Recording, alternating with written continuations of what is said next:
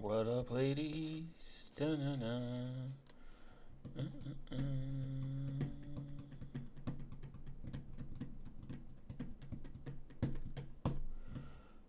Let's see.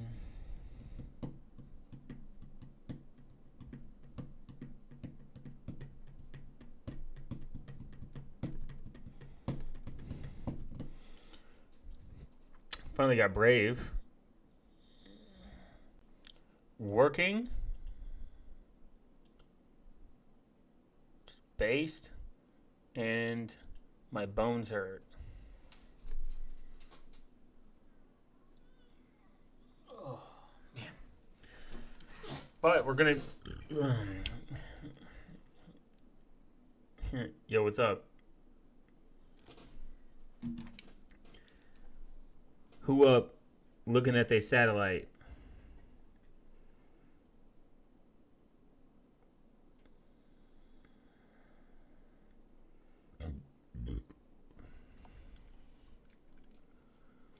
Who up satelliting their up? Okay.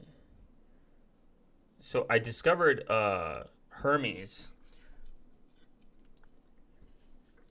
which is an AI agent, and it's kind of cool. It's kind of like apparently like learns with you. Because it learns with you, it's supposed to like work off like all local models. What is even more cool is I believe I'm going to see if it helps me build an LFS Linux station. If not, I'm going to. What's good? What's up, brother? I believe that I've heard that it can help like build LFS, which is kind of based. Like it can speed up the process. For the first time, I just bought a brand new Pixel 10 and get installed Graphics. Base, where's the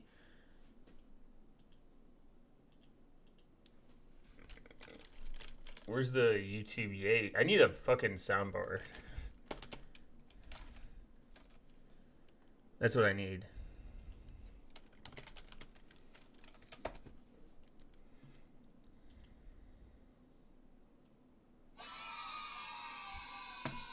No copyright, ladies.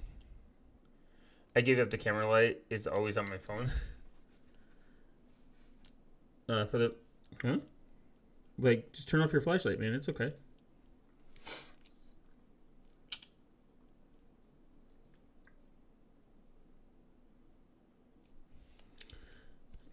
I mean, you can. I don't like, doomerism in privacy. I think it's silly. You can definitely escape and have a private life. You just got to know what to do and not focus on esoteric shit like that I'm looking at. I've been waking up early nowadays. That's why I've been present. Oh, that's all right, man. Oh, don't be sorry. Sleep is good. Einstein said he took like fucking like 30 naps or something. That guy was a genius. I don't have phone. It's even better. I have phone with Lineage OS on it right now. RIP. Lineage sucks. Its update model sucks. Lags behind updates. It's terrible. I know people are like, it's de-Googled, but like if it uses micro G uses Google, so it's like it doesn't even matter.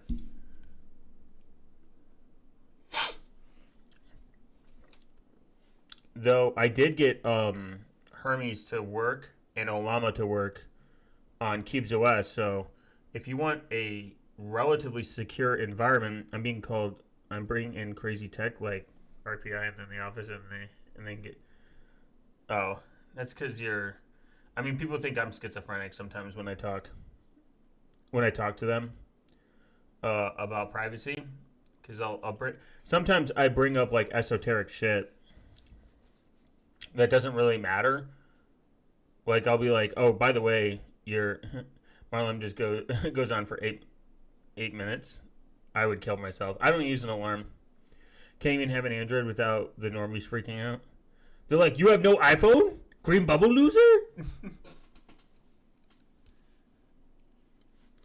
I mean, you got to reject it. When I tell people I don't fucking use Spotify, they think it's weird. But we've been conditioned to accept subscription based economy versus rejecting it and supporting artists.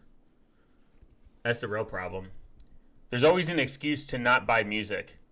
Oh, it's inconvenient. Oh, where do you put CD?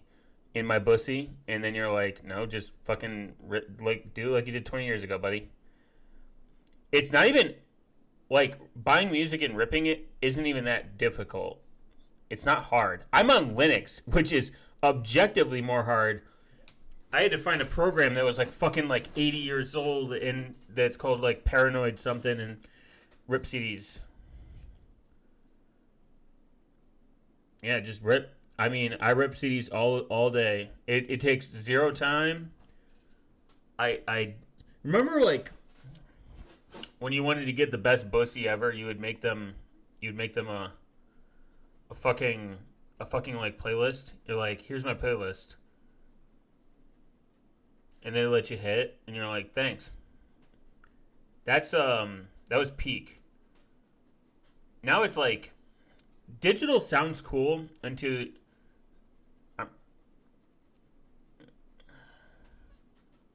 alcohol 120%. Oh, for what's to like clean your disc?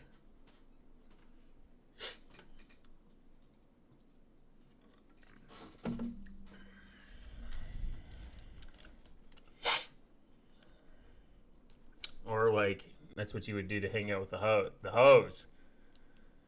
Like guys, here is I can't think of like a really well, you're not American. Like we have like America has a very unique bottom shelf fucking for ripping CDs. Huh? What do you mean? What's out? Is it like a program or I'm not sure. I'm not sure. You'd have to explain this to me. I'm retarded and young. Oh, it's called alcohol 120%. That's a wild fucking name for alcohol. Oh damn. That's a program. That's a wild.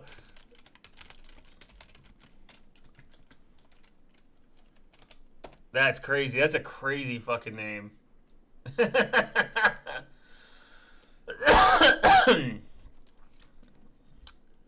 Oh, it was maintained until fucking 2023. That's crazy. That's respect there.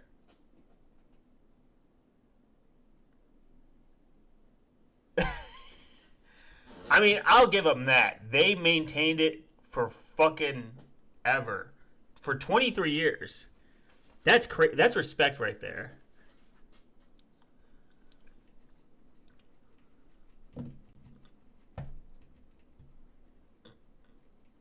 That's cool. This had to be made by a Russian.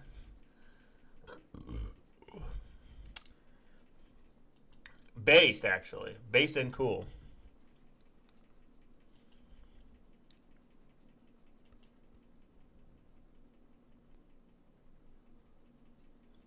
I will say that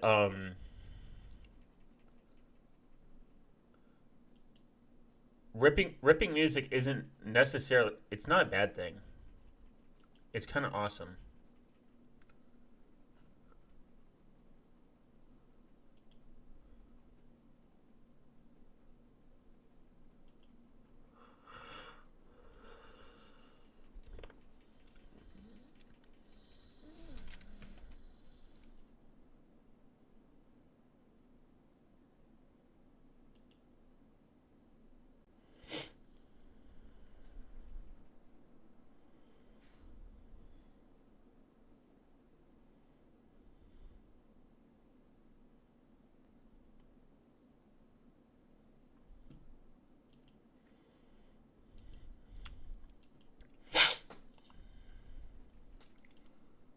See, okay, there's that. So see, I think LimeWire sold out to some crypto scam. Oh my god, I forgot about that. Yeah, they like came back. They're like, "Hey guys, we're back," and it was like it was shit. It was a shit idea. Just come back. Just come back normal. You know how cool it'd be like if they just made an app like fucking for like your Android device or something. Guys, we're back. We made an Android app. You can now get malware via Android. That would have been. I would have, and it just charged like $1 or something. I would I would have paid $1 for the LimeWire app. I would go even to $5. I would pay $5 for the LimeWire app. It would have been super cool. It's just not. It's just not ideal. The biggest problem with 2026 is I kind of thought about it. People think that we have like this strange nostalgia for older tech because we're emotionally attached to it without the responsibilities of like children, like when you're a teenager or anything. I just think it was more based. Like there's no like, objectively, it's much easier to enjoy enjoy music when you buy an album. When you buy a whole album, you're gonna listen to it. You're gonna be undistracted. You're not gonna be fucking doom scrolling and looking at the next TikTok flop where it's like they take a song and they blow up, and then they have to think of another reason to blow up, and they have to think of it like I think I saw someone say it kind of in a sense. They're like, musicians don't care about being musicians anymore. They just make content to stay relevant, and it's fucking it like digs deep into my soul.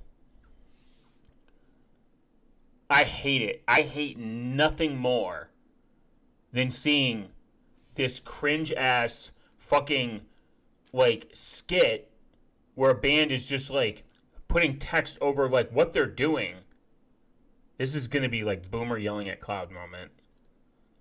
And they're like, it's like, it makes my skin crawl. It's like, who actually like enjoys waking up, logging in, and seeing their favorite band being like, wait, like, by the way, all POV videos are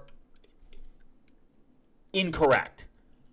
They're never correct. It's an outside view of you watching somebody do the POV. It's supposed to be the fucking POV of the person. POV, me, point of view, me, my boyfriend leaving me. It's your point of view, not the boyfriend. I don't know.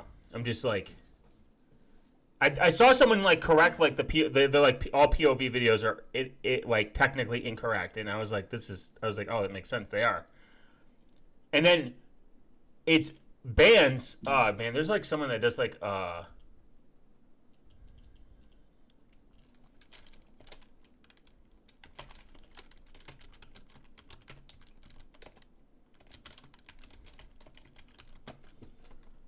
it's great. It's a great clip.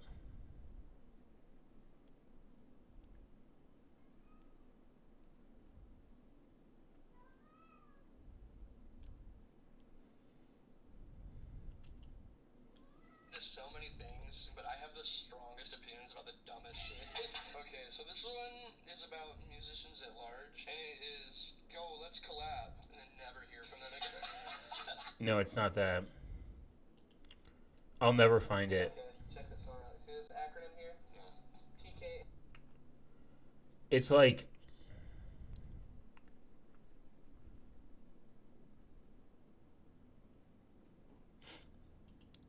there's actually Diggy Dines is like a metal artist, and he's like, these bands do like these cringe skits, and it's like, oh, we're doing it because it's cringe. It's like satire, and they're like, no, it's still cringe. You still did it. You still record POV of the Chinese backdoor takes advantage of the Israel shells. Okay, Kovat. Don't get too political, or I'll have to put you in timeout, because I don't care about the Chinese or the Israels. It's I don't like I don't like the idea. Oh, God, I can't even explain it. It's so bad. I wonder if I'll ever find it.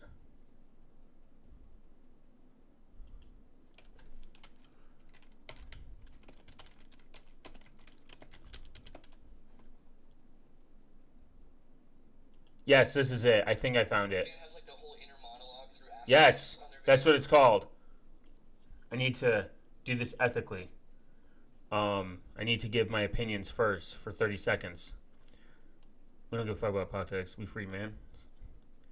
I just don't like. I generally just don't care about people's political opinion in most cases. Threat models are real. Like, we definitely. I mean, we're aware of it, but I think people like they go from a this is it 13 eyes or some gay shit. Yeah, threat models are real, but it's like it goes from like back. It's like we act like the Americans don't do this first off, and then second off, it's always like, look, I'm not a fan of most countries, to be honest. I'd rather be able to. I wish I could live on an island, but saying that right now is not the vibe. I don't like the. I mean, like my small like internal like momentarily political rant is I'm a free market person. I think you should be able to buy from whoever the fuck you want. If Kim Jong Un from North Korea or whoever whatever the fuck his name is that him? Or am I getting? Yeah, that's him. That's not Xi Jinping. If he wants to sell me fucking Winnie the Pooh Bear fleshlight, I should be able to fucking buy it. I don't care where it comes from. I don't care where it comes from. I think I should be able to buy from wherever I want. I don't care. That's simple. You want to buy fucking American made? Be my guest. Yeah, I'm not running to an island. Yeah, I mean, islands are probably not ideal real estate right now. This is what I found it. I'm the finder. Except I can't find a wife. Am I right, boys?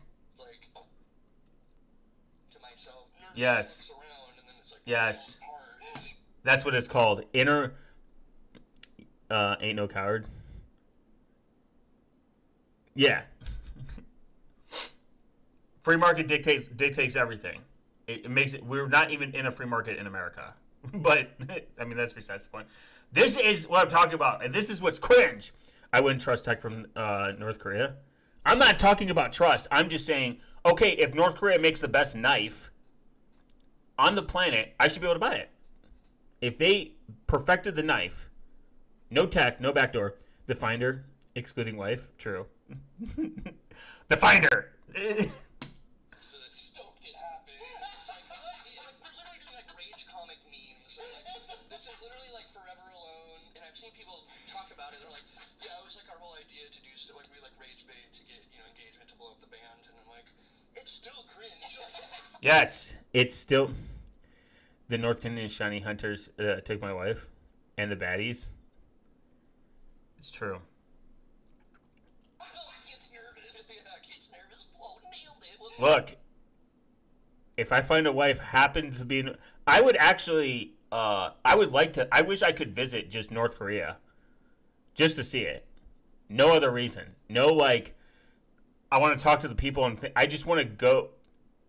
Oh yeah, this is super normal on TikTok and like YouTube. They inner monologues where they're like, they do it. It's so fucking cringe. It kills me. I hate it. There's nothing good about it. It's gay. Expecting that. This rehearsed thing we've done 100,000 times. This is like what you were talking about with like the little things that piss me off. Stuff that really doesn't matter. He's right. Stand by your bullshit, bro. Yeah, we're just rage baiting people. I'm like, you're still being annoying and cringe. If satire fails, you've just made the thing you're mocking. And you'll probably get married. Never. I run Gen 2. I have no time for a wife.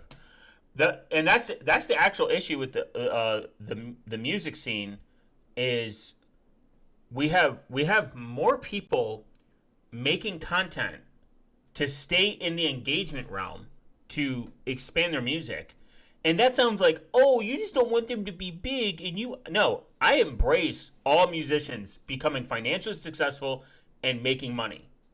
You'll probably marry a North Korean. Hell yeah. I em- I embrace all people making money in music.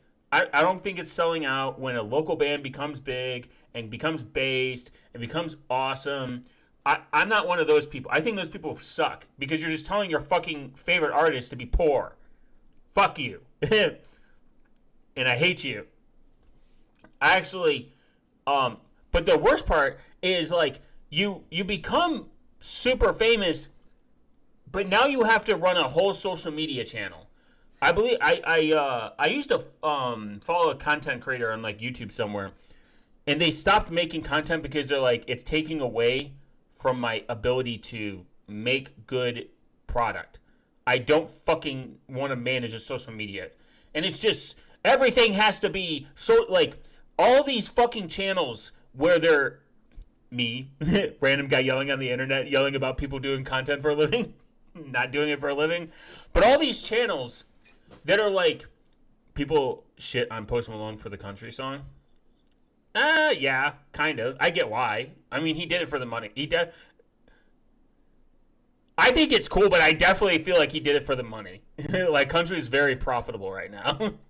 I don't think I don't think he's doing it because he likes it. He used to do metal, and then he went from metal to rap. He was like, rap makes money. And then he went from how's it going? Saw your short earlier. What did I do? What was it? I don't even remember. I'm doing it for the engagement, guys. I'm not gonna even like get into like the what's real country argument. I think whatever people are like this ain't real country. I only like Johnny Cash and balls. It's like all right, fuck you.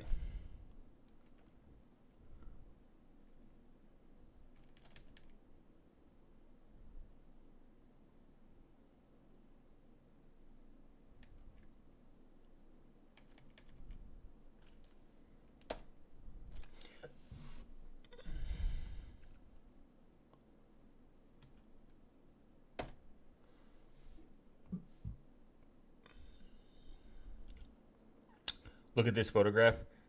All right, I don't. I I don't like Nickelback's because of Chad Kruger's voice. I like Nickelback's instrumentation. I think they're good musicians. I don't like the voice. I like the instrumentation. And I switched. Yes, I switched my GPU. That's what it was. Yeah, finally. Fuck Nvidia. If Jetson from Nvidia ever sees this in his timeline, fuck you. And I hate you. And Nvidia sucks. And I don't. My GPU, my sound worked out of the gate. I was like, oh my god, I don't have to download these proprietary drivers. Based. I don't have to think. Shit like that. So like, it was pretty based.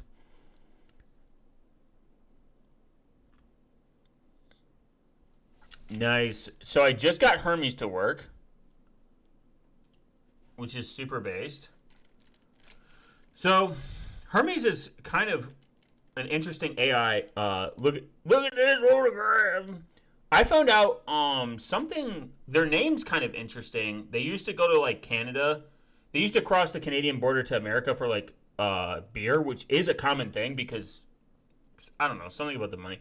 And they would get like a Nickelback or something when they came. Like they always get Nickelback, and that's the name. I think the government has better lithography than Nvidia in the black. I don't know what lithography is, to be completely honest. I'm retarded.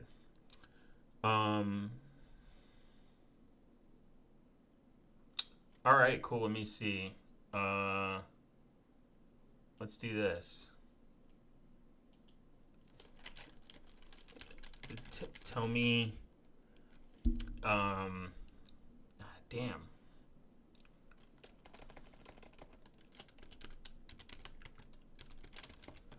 Let's see. It's the chip fabric. Oh, I didn't know that. That's cool, actually. What is the tallest tree?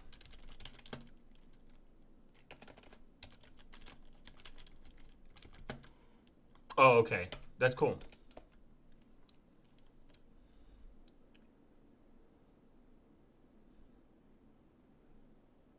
It's measured in nanometers. Lithography is chip machining, nanostructure like chips. Yeah, the fact that fucking chips come from sand is fucking crazy.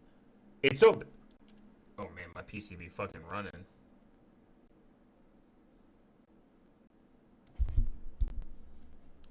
Where's H top? Where's B top?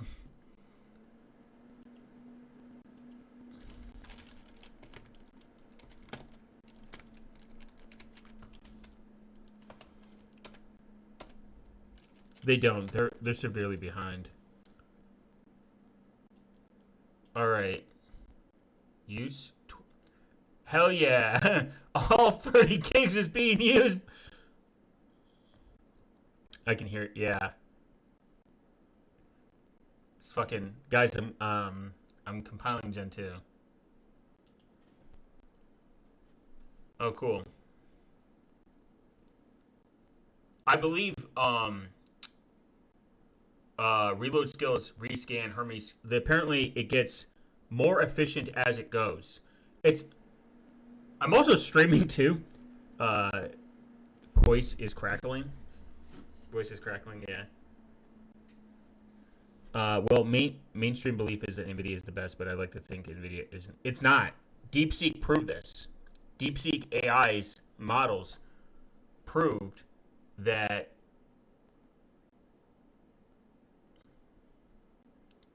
you do not need top level GPUs to produce very good AI. DeepSeek's AI is actually good. They did it on outdated hardware. What's up, Billy? What's up, Bill? Billy Mays here. um,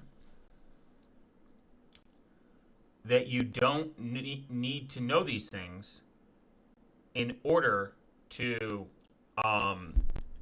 become very efficient, have very efficient code. Not only that, it's, I mean, Mythos. So, like, I read a huge article about Mythos. What do you know about neuro? I know nothing. I like to learn. I'm a learning.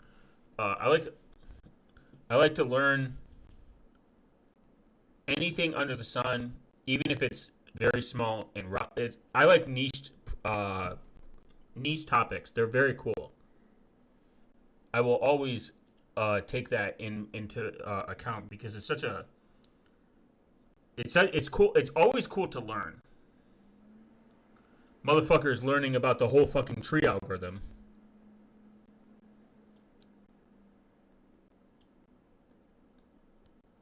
What's the tallest tree? I can't fucking tell you. I'm also using Quen 3.6, which is very resource intensive apparently. What's this one doing? Okay.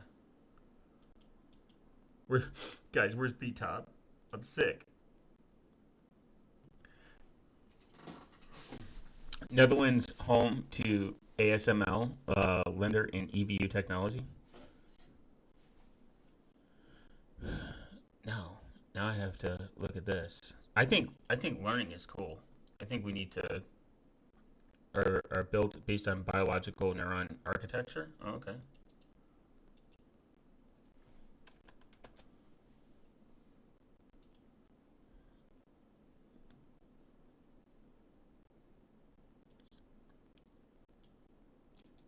I mean, I think electric cars are more efficient. I know this sounds controversial. People love gas for whatever gay reason.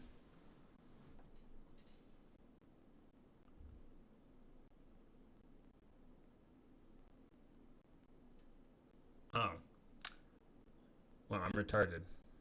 I saw EV and I thought that meant electric utility vehicle. That's the kind of shit that gets dudes put in black vans. Does anyone remember the movie Ultraviolet? I doubt we have access to that kind of information at high level, for sure. One can hope.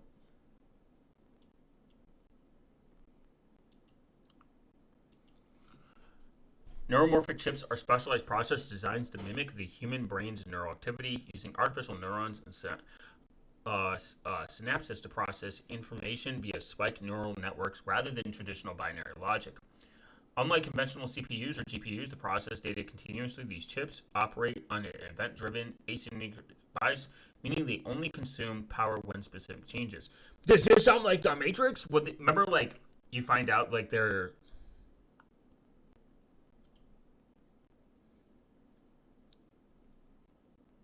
Huh.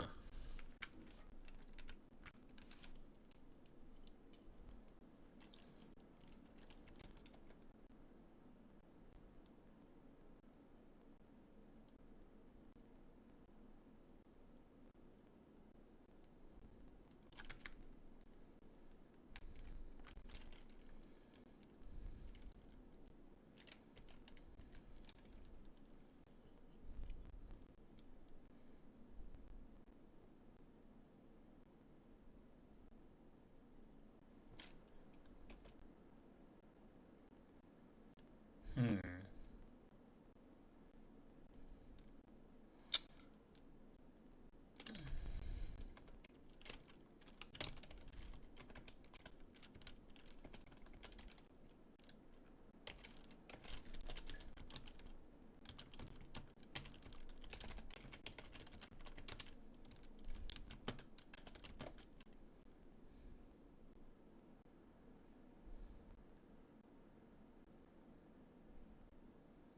Let me try that. That's interesting. I wonder why this is not working. Maybe I'll have to redo it. Whatever. This architecture enables on-chip learning and real-time adaptation, making them motherfucking shareholder value. What up, Evil Dojo? I'm compiling Brave, guys. This is why my PC is screaming. My house is now beheated.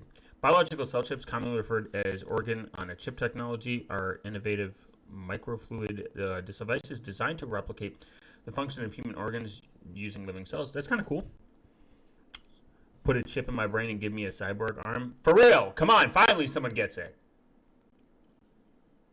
Evo Dojo, somebody started GoFundMe for Evo Dojo to get a fucking cyborg. I've always said, if I lost function of a part, and there is an option to give me a robot part, I will take it.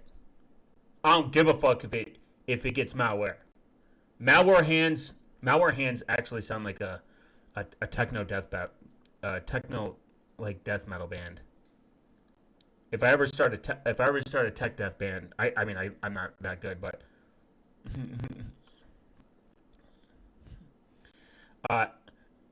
malware. If I ever started a tech death band, it would be called Malware Hands. It'd be sick. Yeah, give me. What do you mean? You can replace my arm with the Jork Machine 3000? That doesn't get tired? That doesn't get eepy? Peak design. I would say even relatively, it's pretty based. People are like so afraid of technology. They're like allergic to the idea of any advancements like this. I just want to type with 10 fingers. Holy fuck. Yeah. Yeah, why the fuck weren't we born with 10 fingers? If you think about it, like, we're not intelligent to design. I don't have 4 arms. Gay. Porn would be crazy, though. A lady with 4 arms. I mean, well, jerk to dick. I mean, this is going to be like a Silicon Valley like reference, but like jerk to dick ratio. If women like hookers or male hookers, gender neutral here, were born with 4 arms, their jerk to dick ratio to income would be fucking great. They would be able to 10x their portfolio immediately. Their return on investment on their 4 arms, like the girl from yeah. but a woman. Wasn't there like there was a female I thought in Mortal Kombat with 4 arms, wasn't there? Am I making a false memory? It was Sheila.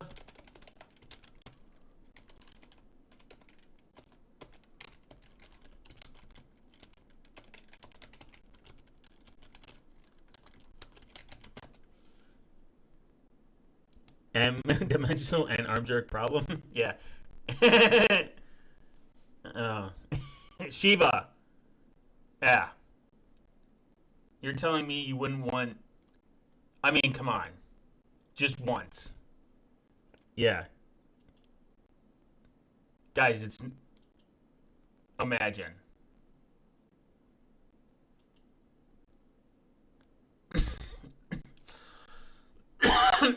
That grips. I mean, there's probably it's Rule 34 or whatever. We know it exists. Someone's made it. The Jork session would be crazy.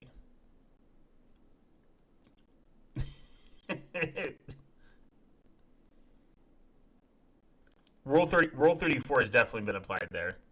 Her grip. With, like, oh yeah, for real.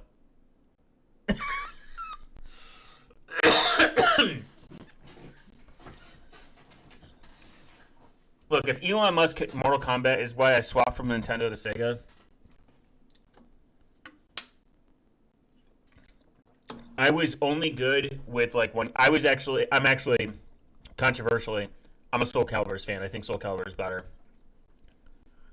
Look, if Elon Musk could make anything, if he could just take his Neuralink and like Grok or something to make like forearm jork machines, you kind of solved. I mean, you pretty much could end all wars.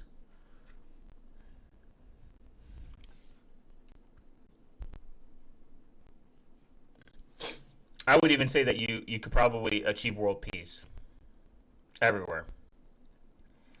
You wouldn't have time. But I think, but back to my Soul Calibur is great series as well. Yeah, I play Voldo. Voldo is probably in Keelik.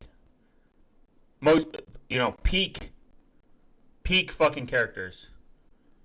Anyone who played Nightmare though was a fucking bitch. Because he takes like, I mean, obviously, yeah, one fucking hit, your health is cooked. 6 a.m.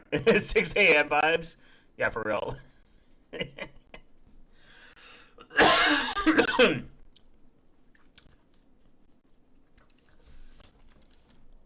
Damn. Let's see. Did Hermes? So Hermes is cool, but I'm a nightmare. Oh my god, fuck you. I would just play Keelik because if you can stay, if you got good range, you're good. Um, Go figure. Yeah, for sure. I I would if someone picked Nightmare, it'd be that. I'm not really good with Ivy.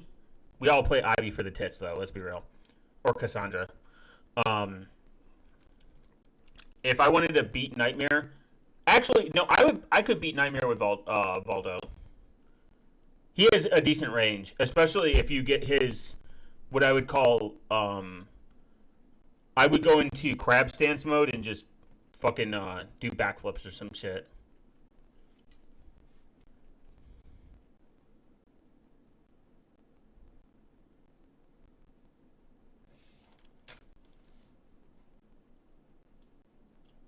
Huh. Let's see what this says.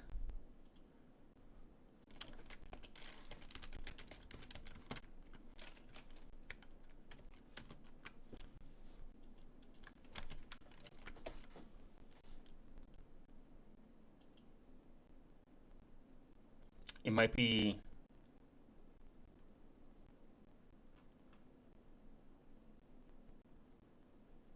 Huh.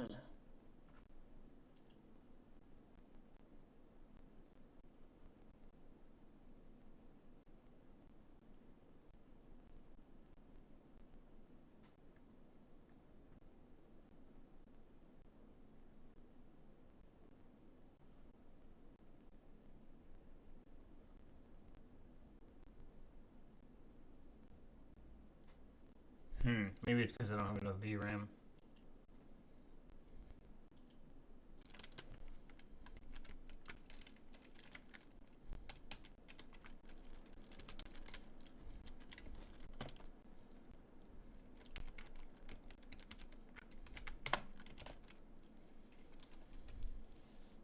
Maybe not do that while I'm streaming. I played a bunch of Tekken 2 as well. Okay, yeah. I can't fuck with Tekken. I play LOL. I do either LOL or Panda. That's the only two. Well, who is the Wing Chun guy? I can't remember his name. I was okay with him. LOL, Panda, or the guy that did Wing Chun. I was never a Tekken fan. Because people could just figure out fucking wall bouncing and just bounce their pussy all over the place. It was bullshit.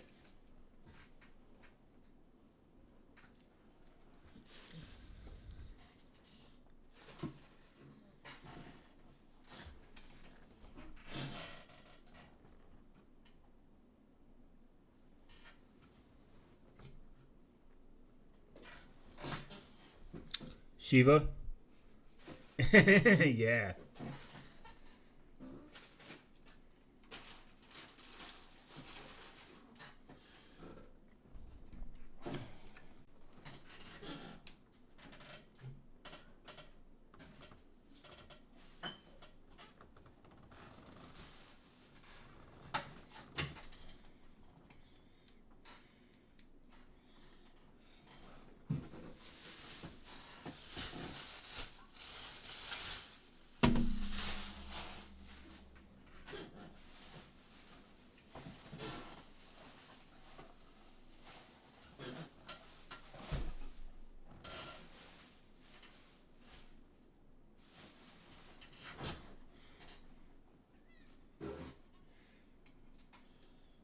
All right.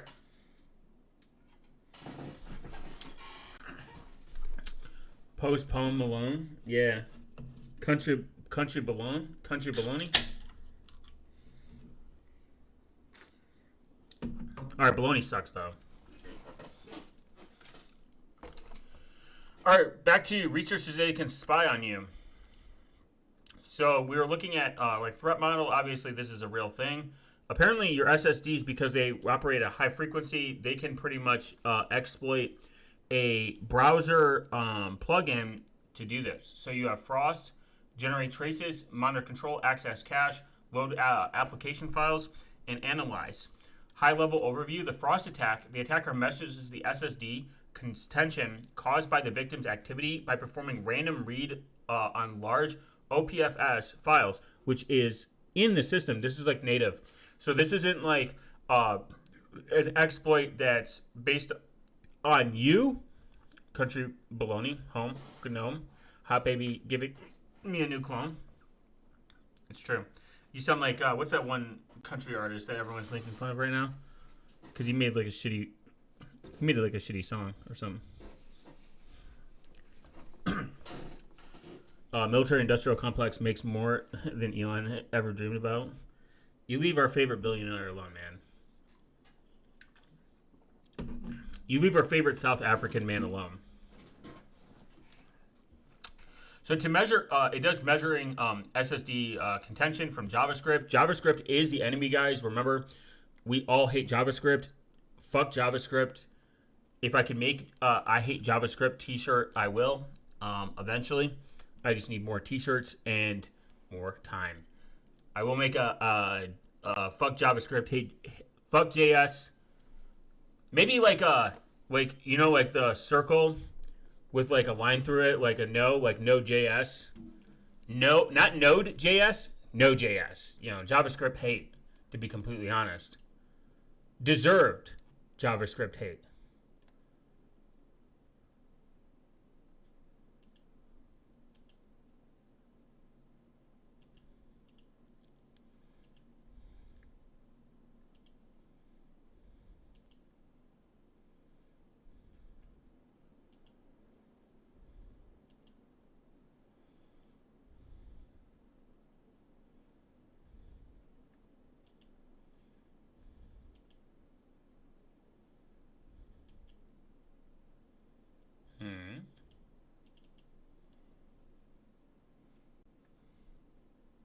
Okay, that's not going to work.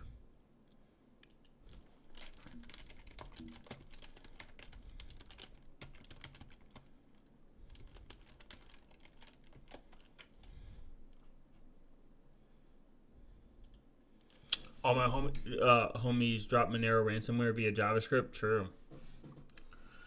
So, to measure SSD content, we first require a way to force the browser to perform storage access. Prior to work, has used IndexedDB to perform storage access from JavaScript, building an HDD connection-based curvature able to transmit 32 bits in just over 1 minute. In contrast, the File System Access API allows direct access files to the user's file system in the origin private file system. The OPFS provider provides a more permissive but isolated file system. Evading the page cache. Even fast SSDs are still magnitude slower than the computer's main memory, DRAM. To close this latency gap, operating systems cache recently accessed disk data in memory. In Linux, this cache is called the page cache. In Mac OS, it's called the Unified Buffer Cache, UBC, United Busy Collection Agency. We use this term page cache for both operating systems. Typically, operating systems to use all unused memory for the page cache, i.e. memory not used by running programs. Due to this page cache, only the first access to the file actually reads the data from the underlying disk. On subsequent access, the file is cached in memory and its contents served from there. Until it's evicted from the page cache again while the page file is cached, reading does not leak any timing information about the underlying disk. There's actually another vulnerability that does exist that a lot of people don't think about, NTP. Like NTP, because it's not encrypted, can be used in correlation attacks, man-in-the-middle attacks, like time manipulation. It's kind of interesting. When I first set up Void, it's like one of the recommended things to set up is like NTPS, which is like the encrypted version, but it, I digress. While the page of a file cache reading does not leak any, to force the OS to read from the disk again, since we do not target specific files, but the SSD itself, we do not need to rely on page caching evictions. Instead, we need to bypass the page caching for long-running measurements. We create a file larger. In the barbershop, think I'm schizoid when I talk about NTP vulns. Yeah, for sure. Instead to bypass, we create a file larger than the system memory. This forces the cache to evict older data whenever we access new parts of the file. And due to large file size, page caching can never fully cache the file, thus forcing OS to read from the disk or virtually on every access. Actually, yeah, network time protocols are definitely susceptible to vulnerabilities. Even funnier on how it works is there's something more minimal, I believe, and that uses NTPS that is not the default option because most people use cronid, I think. It is a thought that people don't think about. It's definitely an exploit and a huge attack surface because it sends everything in plain text, and you need NTP to run your system, update your system without NTP or have an NTP error, like where like your time sync, your clock's different. It's fucking a headache. It's always DNS. It's always time too. And because I run,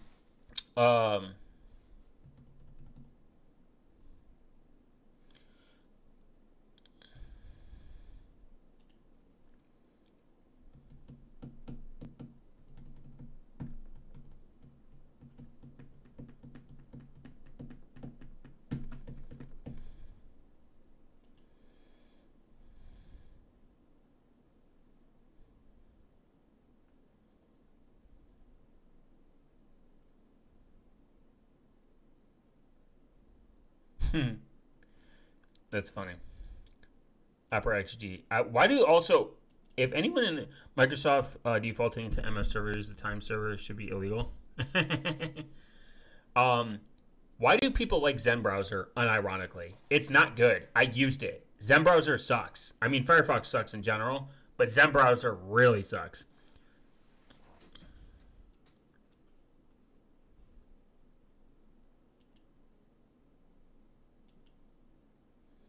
It's like not good.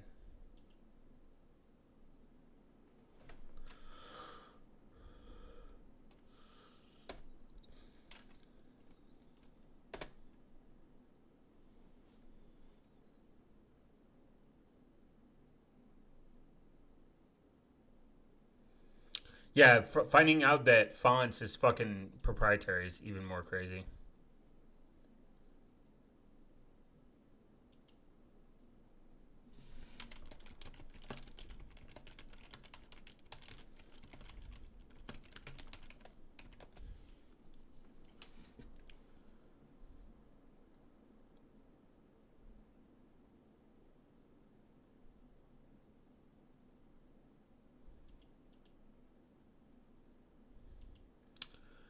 What browser do you recommend then? Oh man, that's a hard one. Brave for the normies. Um, let's legalize Microsoft for sure. Um, the Tor browser. I'm just Brave's good.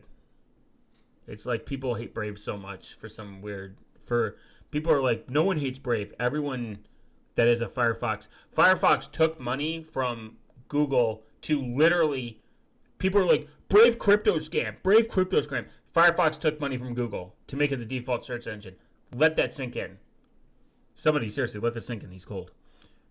It's fucking retarded.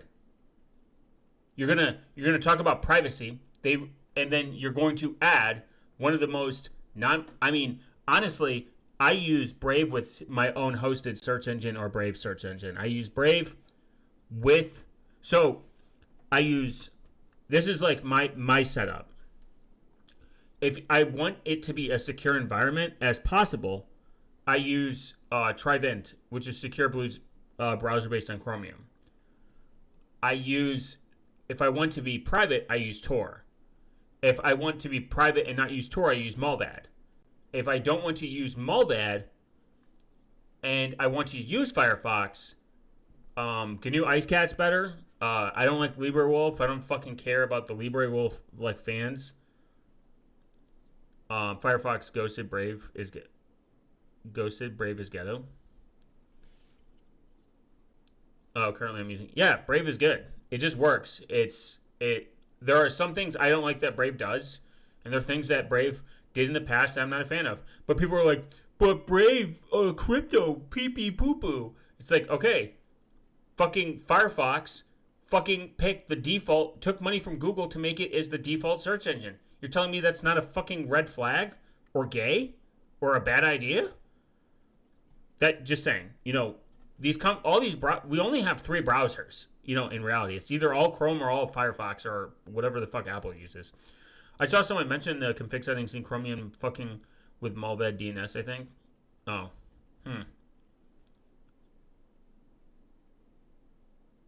Probably. You don't know unless you dig through the browser. You could be completely using an insecure. For my security purposes, I run Trivent in Cubes, which is I do lose some of the hardened capabilities because it's not done on Secure Blue, but it's good default options for security, not privacy. Trivent Secure Blue's browser. Tor pretty much on Cubes all the time. I pretty much universally use Tors. And then Brave for everything else. Firefox in the rare sense. On mobile, I use the Dadium, Brave, and then Ironfox. Yeah, so true. Slim pickings from browsers. If Ladybird gets actual fucking use, if Ladybird gets actual use and actually grows and actually turns into something and actually comes out and is really based, I would switch to Ladybird. Ladybird's great. I've done it. I've used it a few times. But I will not use Opera, and I will not use Opera GX gaming browser, and I will not use Vivaldi. I don't know why people even like fucking Vivaldi. Or Zen. They don't do anything different. They just look cool. Congratulations. You look cool. I don't know. It's just cringe. Vivaldi, I understand the proprietary thing with Vivaldi, whatever. But it's a bad. I don't know. It's just not cool. It's gay. Wait, it's based all on Chrome. Mulvad and Mulvad's browser. Mulvad's browser when I don't want to do Tor, and I just wanted to delete everything when I exit. Whatever. All browsers suck. This is why the Gemini protocol needs to fucking get fixed.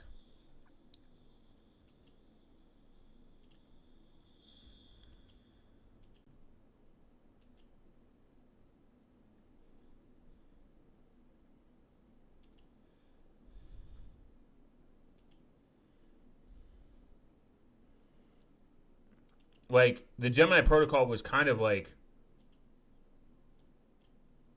based. That's not working.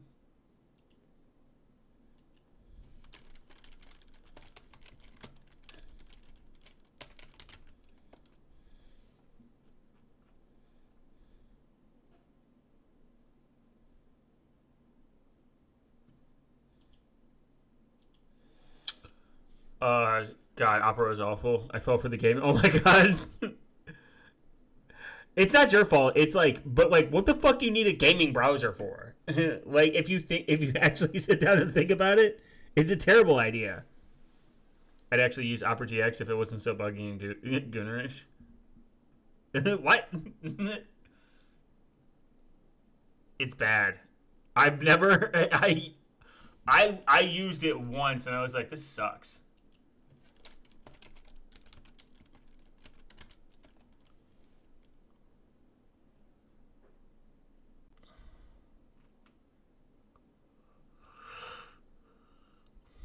What do you need a gaming browser? What does it do? Game Maker launches GMRT, the runtime. Oh man. Evil Dojo is out of a job, guys. He's fucked. He's cooked. The runtime professional developers have been waiting for. AI Gaming will replace him now with Opera GX as the browser. MiniPay contributes to 1 million CEO Block Mini app builders launches. Huh?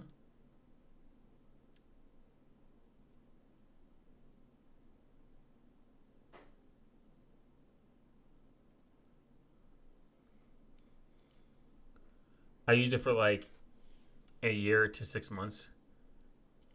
It was one of the first with crypto integrations, I think. Oh yeah, I forgot about that. Oh my god.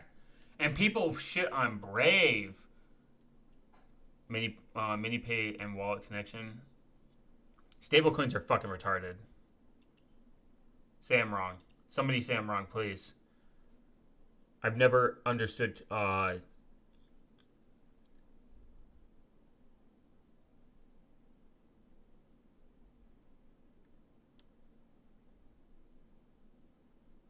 have no idea what the fuck.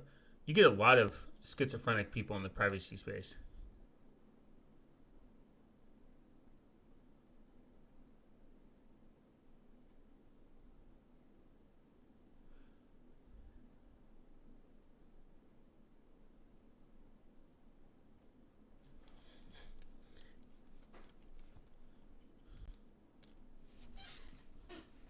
I don't understand how people become crypto millionaires, to be honest.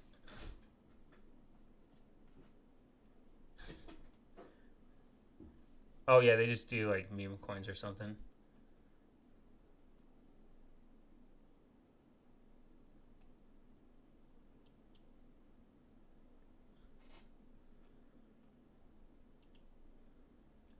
I think open code costs a lot of money.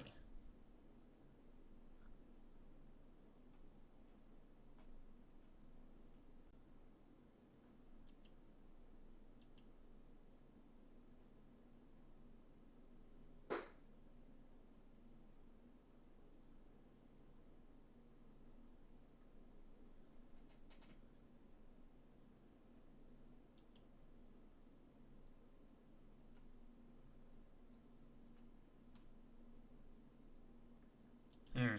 Interesting. It's supposed to be the extent the it's supposed to free up ran from tabs that aren't being used. That shit ran so heavy on resources. Like, what the fuck was it doing? I have a lot of friends that became crypto millionaires. Yeah, it is. It's probably luck and disposable income. Um, yeah, that's. I mean, the meme that like Chrome uses like a ton of memory is false now. It's actually like per tab. It's pretty. It's pretty whack. It's pretty.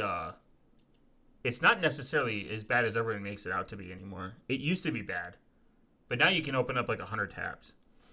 Or, yeah, it's right place, right time, and disposable income. I think it. People say like they don't. People like to think they don't believe in luck, but you were born during a time that this is a thing. So you were lucky enough to be. I don't know. I believe it's kind of complicated to explain my beliefs on free will versus determinism. Like if stuff is like predetermined, but it's not the point is that I think okay,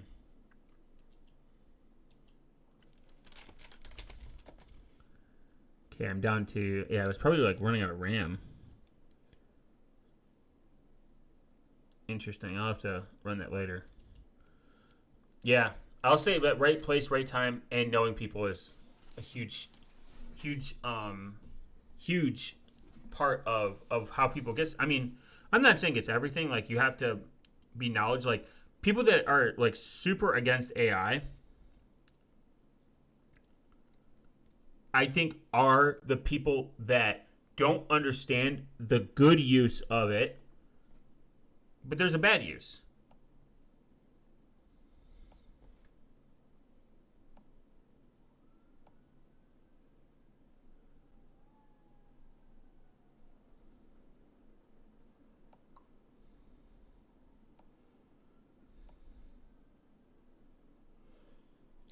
You can if you actually work in infosec and cybersecurity and everything and programming and networking and I mean I could just name 100 things. If you actually work in these places and you know what you're doing, AI is probably a great tool that like AI is no different than the people that worked at building cars when they discovered that they can use machines to help them become more efficient. It's an efficiency thing. Imagine building a car today without tools, or building a house, or building the. People blame the tool, and they don't look at that tool. Like we could go back in time and build a house with a hammer and nail. How efficient is that? It's inefficient versus an air hammer or a nail gun, whatever you want to use. I could lay 100 nails in an hour, or I could lay 100 nails in 10 minutes. Yeah, it's just an adaptation thing. Is AI going to replace people's jobs? Is it like super fucking like? Is there bad things with it? For sure. Is it going to replace jobs? No. Is it going to replace some jobs? Yeah. But is it going to replace the majority of people in cybersec and everything? No.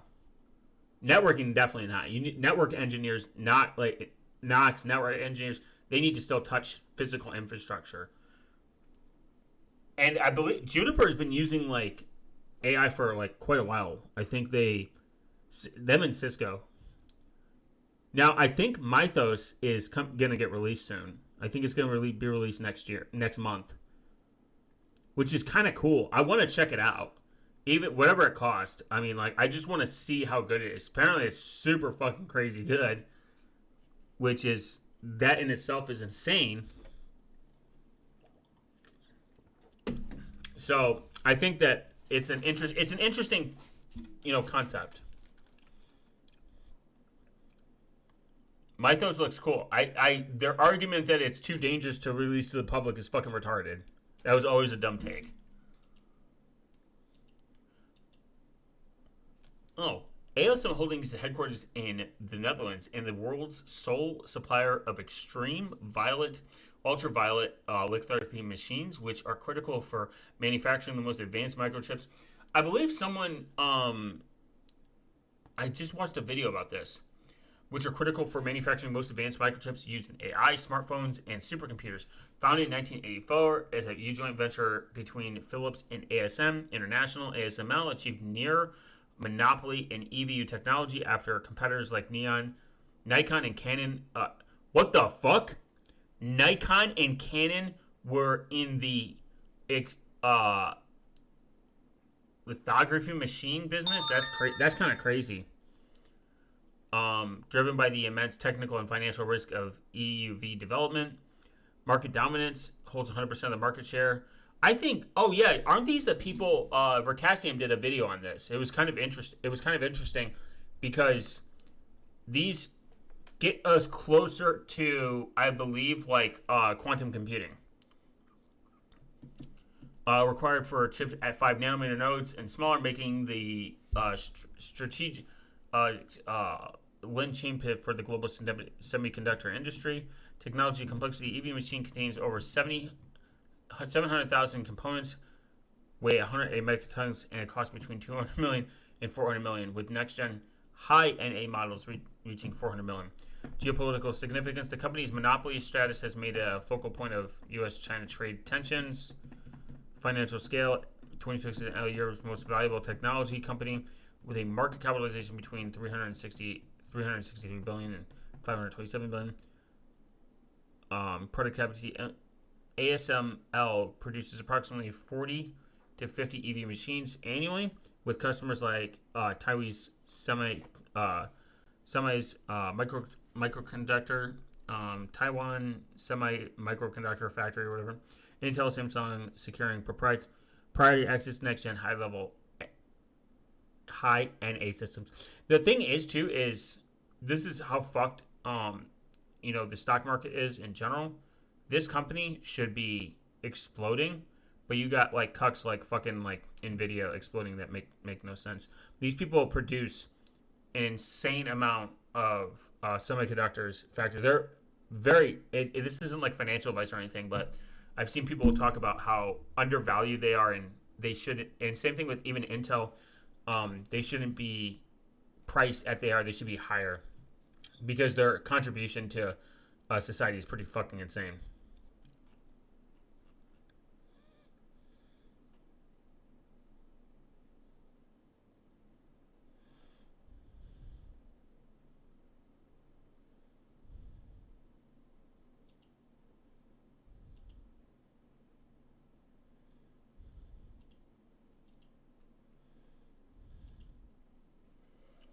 Okay.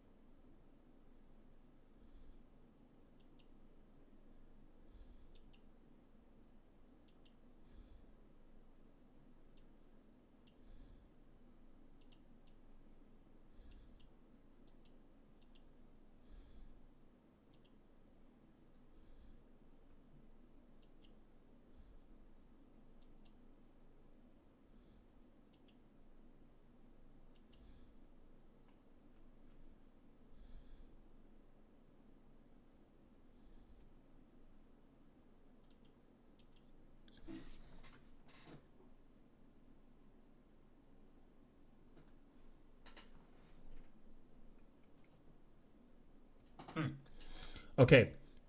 Interesting to hear your thoughts about free will and determinism. Windows is so gay, true. Windows is super gay. Debian based. Debian is not base code. What up, code?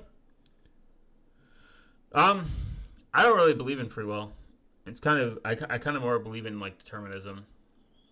I think mechanical determinism or like the problem when you bring up biological determinism and mechanical determinism, like some fucking super race retards come in and they're like, well, that means that your race determines the outcome of like your actions and stuff like that. It's like there's an inherently negative outcome of people that believe in determinism. I don't think that free will really exists. I believe that I don't think we're like in a simulation or anything. I just think that all the decisions that you make are just predetermined. There's no evidence for any of these arguments. People are like, well, free will exists. Look, I can pick up giant ball sack and put it in my mouth, and then I can just turn around and be like, well, it was supposed to happen. You were supposed to put my balls in your mouth. You know, they're both very lazily, bro, what the fuck? I fell off the bed drunkenly and now I have a black eye. That's because you use Debian. But determinism and free will is a very complicated like argument structure. People can make their arguments. You don't have to believe them. They're both honestly gay. Because if I thought about like free will and determinism like on a level that makes it if I thought about it on a level where all of my choices were predetermined, I'd probably like just shoot myself because like, well, it was going to happen anyways. So it's kind of like it's something I don't actively yeah, I know, I didn't say an analogy, but if you constantly think about your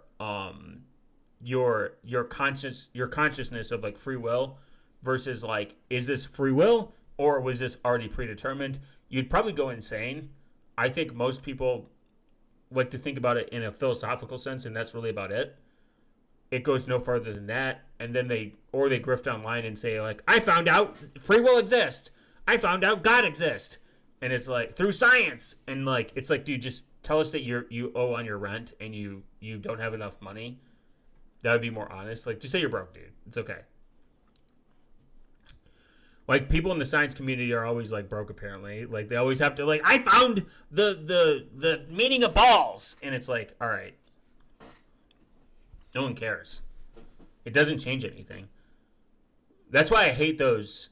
I hate self-help. This is going to sound insane. This is my most insane take. I hate self-help gurus. I hate red pills, blue pills. I discovered the meaning of life.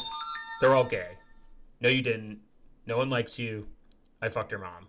I mean, that's my general answer. I don't care enough to have thoughts about. I don't care about having enough. I don't care enough to have thoughts about something that we can't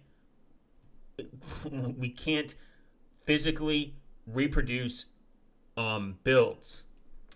Like, we can't reproduce the outcome of determinism or free will. Because they're intangible, they're non-reproducible. If somebody gets hit by a fucking kangaroo, like if a kangaroo comes by, beats the shit out of you and fucks you, and you die, that will never probably be reproduced again in history.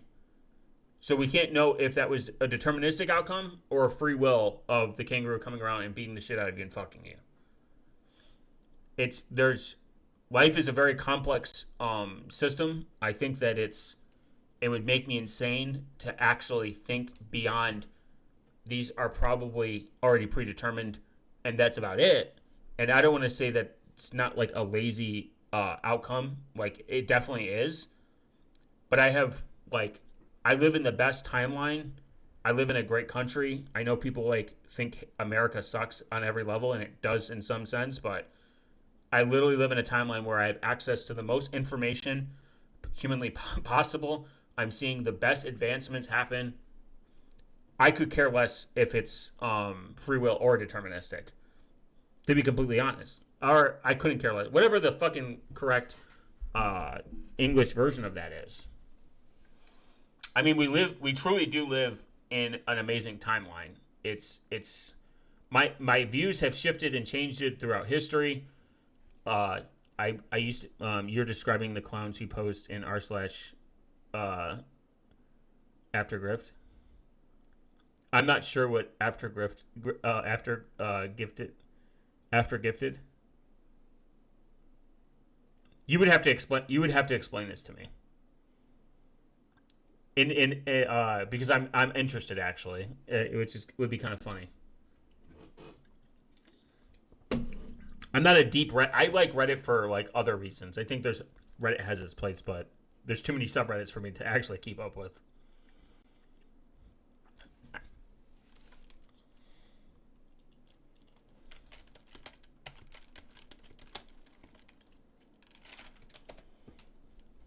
I think too much. I think of it much more than a philosophical sense. People like Robert Hemster try to make a case for determinant using science, and yeah, I'll read. I'll read anything. I've read a lot. I'll read anything. It doesn't mean that it's true. It doesn't mean that their argument is going to convince me. And I say this like mainly because like I think debates are mostly useless. Besides your ability to take their audience and maybe convince like a few people, most people don't walk from away from debates believing the other person. I'm willing to change my belief system, but something that's this philosophical and maybe this esoteric like of like a discussion, I haven't been convinced, and that's why I haven't changed my opinion. When life throws you a kangaroo, you punch it in the face like that. Yeah, that was a really funny video actually. That took a lot of balls. I only read on Reddit. There's things on Reddit that I mainly look at reviews. Damn you! Damn you, Reddit!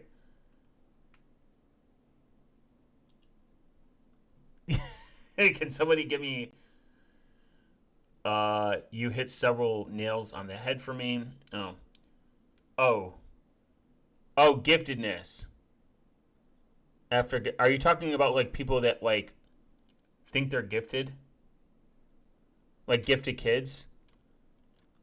I mean, that's such a cringe. Like, are you talking about like the people that are like gifted in like? Yeah, fuck Reddit for this one. You're talking are people who think they're geniuses trapped in a depressed person's body, so they cope with philosophical. Like, nah, you just don't get it, me. Oh yeah, that's cringe. They're not geniuses. And genius, I mean, why did you get blocked by Reddit? I have a VPN on. Obscura didn't promise or deliver. I do my readings and learnings from Reddit too. Very educational. Yeah, I do a lot of reviews. Like before I buy something, I go on Reddit and review it from hopefully real people. I go through like subs, like just reading like people's experience. Yeah, the genius like trapped in a depressed person's body is such a fucking stupid trope. The gifted people, like it's just pick me people, to be completely honest. And is gay. You can be really smart and not depressed. It's a complete the whole like I'm smart so no one understands. I mean I think there is a level of intelligence that you will peak and you will feel isolated and lonely if no one understands you. But like this trope is like gay. I was gifted and went down the rabbit hole of trying to figure out what the fuck program was even about. For sure. Does not anybody deliver? I remember that so. It's funny how Reddit blocks VPNs after the game stuff. Sure. Yeah, for real. It is true. I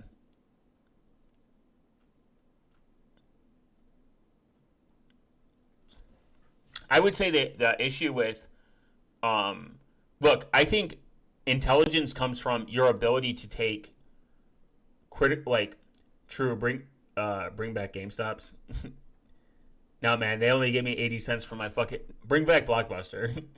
I don't know what he delivers, but he sure does. Thanks, I appreciate it. I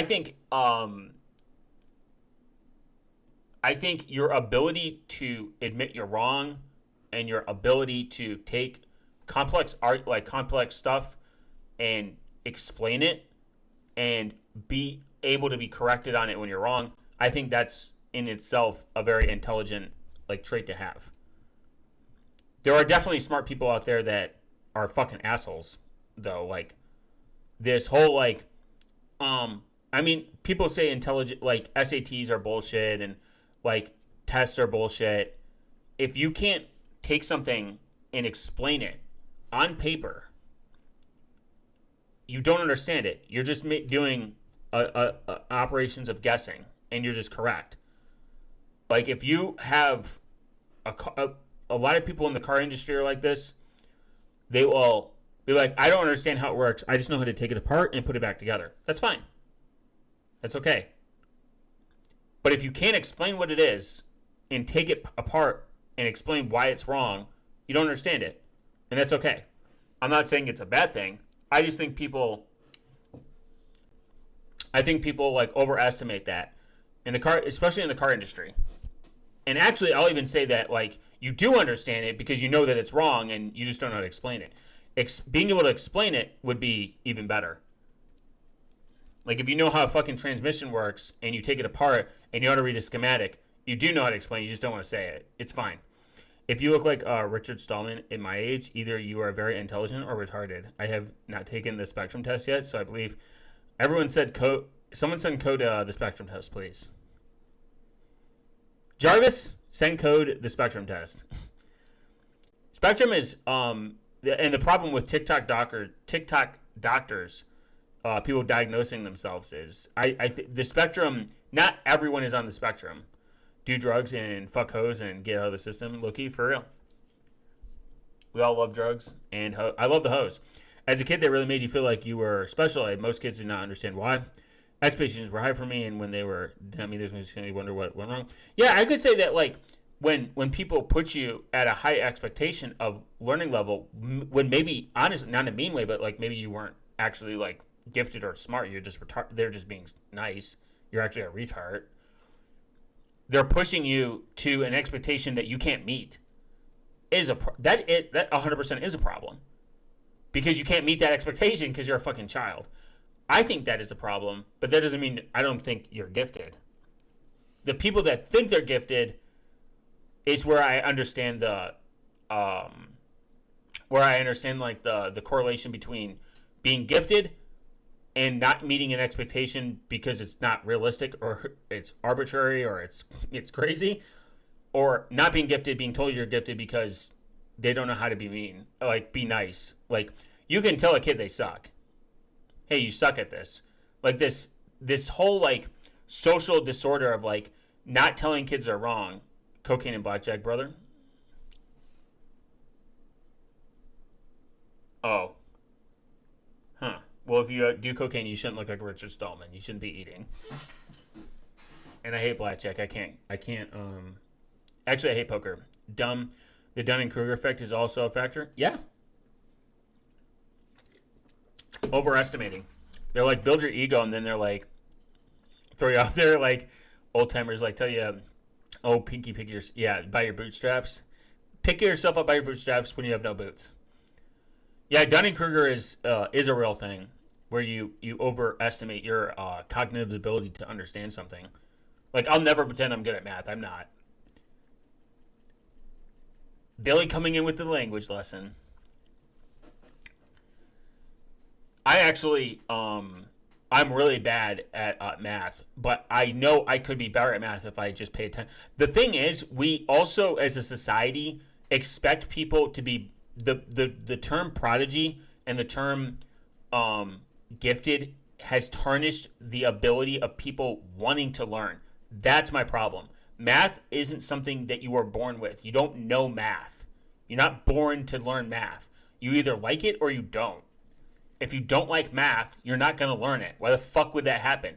Not as Nazi last name irrelevant or something. Cocaine makes you have McDonald's craze.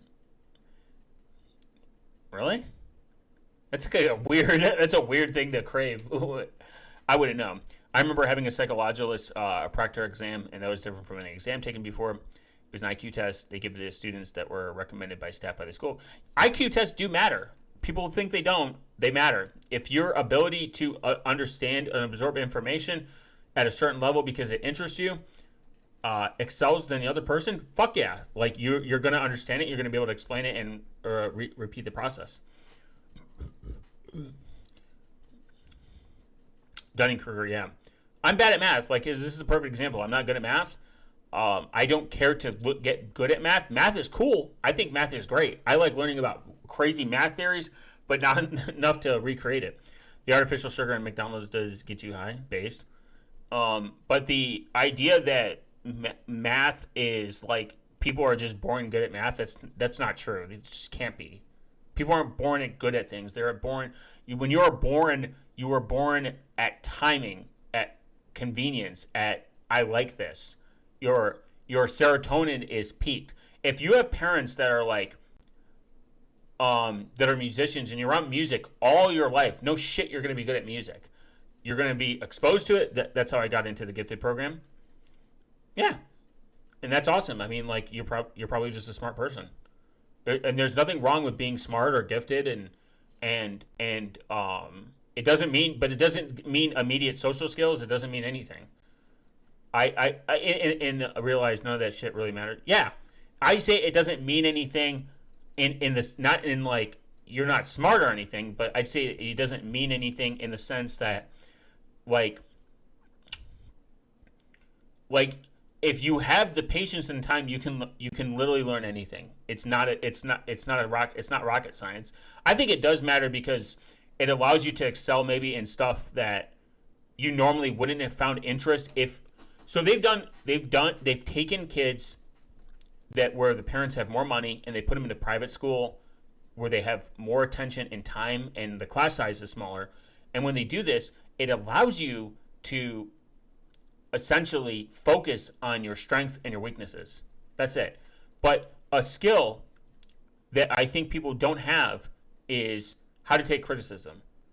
Like if you work in an industry where you're really good at something, let's say you're really good at managing people, like a soft skill, but you yourself can't take criticism, you essentially will never grow and be a better person that can excel in this particular field. That's why sales course, sales gurus, all bullshit. 100%, all bullshit. There's no sales pitch. There's no course that can teach you soft skills and how to take criticism. You literally can't. That's why I see when I see these fucking retards pay somebody millions of dollars to get the dumbest fucking advice on the planet or shit they already agree with or already are in, they just need if you need reconfirmation on something that you're going to do and it makes sense, you're a fucking moron and you're dumb for paying for it. That's my like extreme take. Like the best skills in society that you can get though is soft skills. Knowing how to manage people, knowing how to deal with people, knowing how to deal with the customers, knowing how to deal with front-facing people. Later, Billy. Knowing how to deal with your boss, knowing how to work in a corporate environment. It's a very good skill to learn. Anyone can learn it, 100%. All these people are like, I don't like working with people. I don't like people. Well, then how are you employed? You work with people. You have a boss, right? Cool. Yeah, you have coworkers, right? Cool. It's not complicated. You know how to deal with them. You either deal with them in an irrational way where you're like, hey, I just do my work. I put my head down. I'm done. That's not irrational. That's you setting boundaries. That's not crazy. But you don't go up to your boss and tell him to go fuck himself or your coworkers when they ask you a question because I think everyone has inherently good soft skills. They're just like covered. And soft skills are like a good skill to have throughout life in general. If someone comes in and starts yelling at you, how to diffuse? How do you diffuse someone being aggro to you? You know what I mean? You tell them you fucked their mom. I'm just kidding. But if someone's like being aggro with you, then like how do you not only how do you diffuse it, but how do you move past it? You know? How do you do it? How do you do it without being disrespected? Like, I mean, there's a difference between someone coming in and being rude, like because they have a bad day, versus being rude and just continuously rude. The most unnecessary job in the world is product managers, though. Yeah, you could say that. But why would, so in a business sense, if you have 6 people and these 6 people have different skill sets and no one's telling them what to do, they're not going to do it.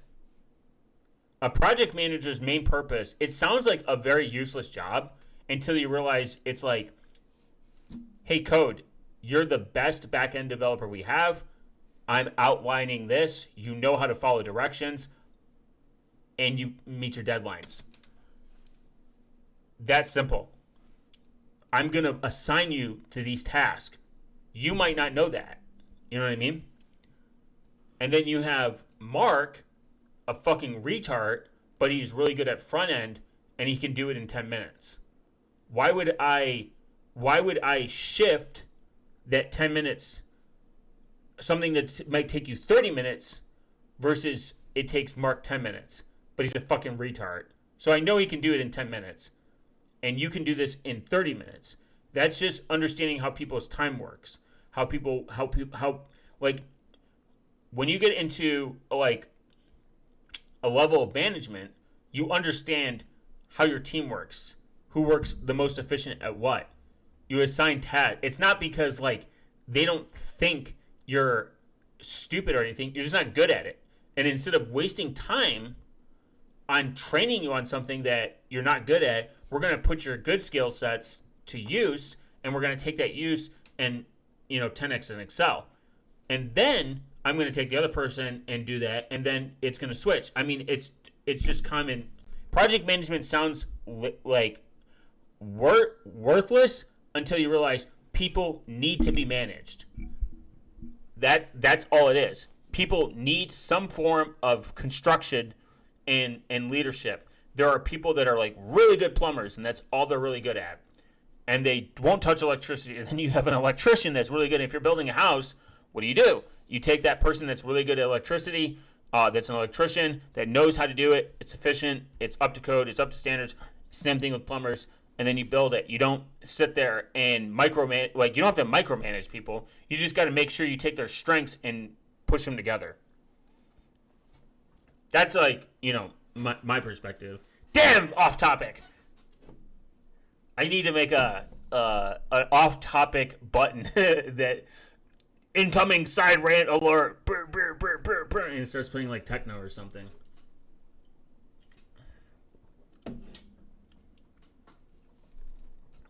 And this is just like from my experience. Like, I know what my strength and my weakness are. Just in the workforce. Like, I know what I'm good and what I'm not good at. In content creation, same thing. I know what I'm good at. Yelling into a mic. What I'm not good at is editing, and I fucking hate it. And deadlines.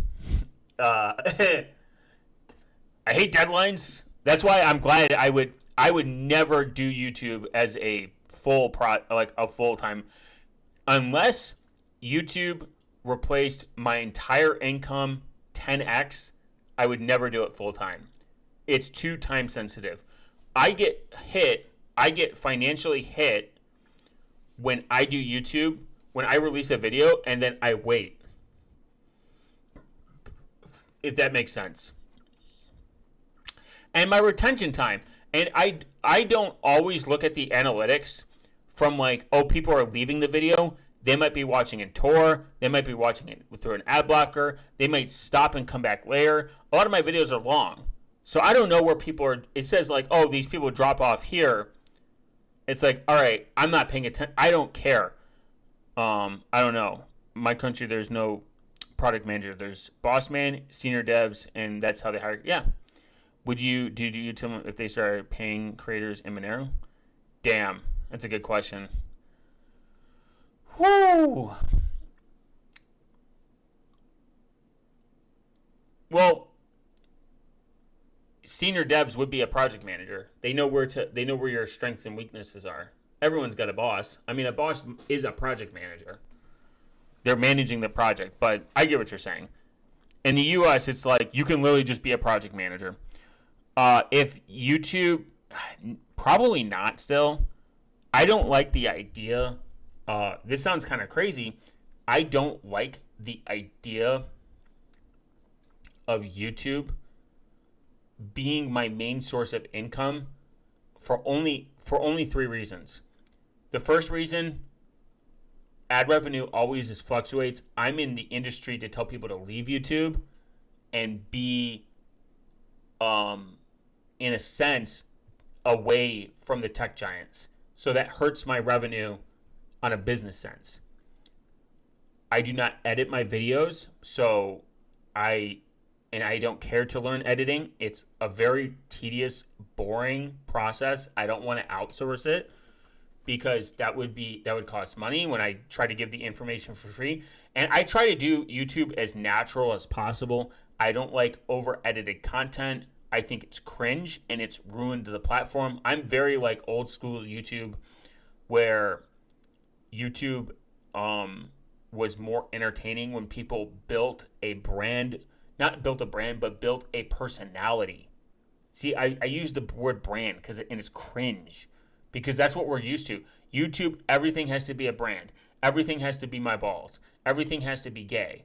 You know what I mean? Like, YouTube has gotten to the point where like it's like everything has to be a business deal. It's not for the fun of it anymore, and it's kind of depressing. I do YouTube because I enjoy it. I want to bring privacy and security to the mass. I want to learn myself. By me being on this platform and being more vocally outspoken, I've learned more. One can always try their luck on Feed Finder as a side income. That's true. You can do Feed Finder as a side income. Code is one of the biggest spenders, guys. Don't forget.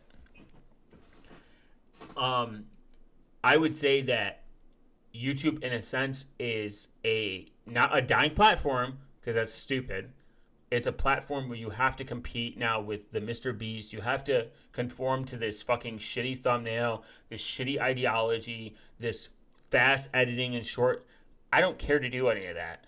I could copy like Mental Outlaw. Mental Outlaw is a huge channel. He figured out what works for him.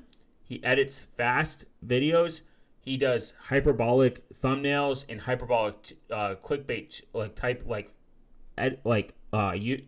titles, and he keeps that. If you watch his videos, he keeps the B-roll running consistently so that it keeps the Zoomers engaged. That's it. It's a very simple formula. It's a good formula. It probably makes him a good amount of YouTube revenue, especially if his retention time is everything up. I don't want to copy somebody and take my content and just fucking slop it out where I'm editing fast, I'm doing this. YouTube, when it first emerged, it was just people that had a camera and they just fucking did jump cuts. Jump cuts was like the most editing and maybe like shitty effects. That, to me, is more enjoyable. Is that one can always try their that doesn't mean I personally think that it is everyone should agree with like how I look at YouTube. I just don't like the current landscape. You have to have. I don't care about doing shitty thumbnails. One of my best videos was literally just the Nigerian's pulling me right now real quick. One of my best performing videos, I don't know the retention on it, that's not important. But view-wise, was just me sitting in my fucking chair and just yelling into the cloud. You know, it's... And people maybe they found it authentic, maybe it was cooler, maybe it was nostalgic, whatever. Maybe it was gay. Or maybe they don't care. They just wanted to see some schizophrenic man fucking yell to a mic. I think that is, to me, more valuable than... shit I put out where it's like I have to think about the thumbnail, I have to think about the title, I have to think about the hashtags, I have to think about distributing it. That's so much like unnecessary work. And the problem is these YouTubers fucking take out loans, they get studios, they get equipment, and then they're like, guys, I can't feed my family. Well, maybe you shouldn't have got a fucking $500,000 house working as a fucking YouTube employee. You're a YouTube employee. and you suck. And that's your fault. That's your fault. You didn't look at your financial situation. YouTubers will do anything under the sun but get normal employment. And it's like, okay, but you're a contractor now, in a sense. You're self-employed. You're not really. You're kind of YouTube employed. And if your revenue takes a hit, why didn't you plan for it? If your videos don't perform well, why didn't you plan for it? Why did you get a fucking house where three extra budget? You don't know where YouTube is going to be in 10 years. You don't know where the ad model is going to be in 10 years. Patreon might exist. I just remember the time when YouTube banned your short just showing. Yes, literally. YouTube banned my video, killed it, essentially, because it showed Pirate Bay's logo on the screen as a joke. That's a perfect example. Imagine walking into your job and you just show up before you, if you have like a uniform, and showing up in a shirt that says Bussy Magnet, and they're like, you're fired. That would be crazy. No one would, people would be like, you suck as a company. But because YouTubers are allergic to employment, and streamers are allergic to employment, they complain and then e-bag until the sun comes up. I appreciate everyone that donates to me. It allows me to take the money and put actually into products I use here. And I appreciate anyone that watches ads, but I embrace blocking ads. And I embrace going to other platforms. And I embrace using Nostr. And I embrace watching without an account. What do you do for work currently? I would say that's too revealing. But I don't work in the tech space. I'll put it that way. Unemployed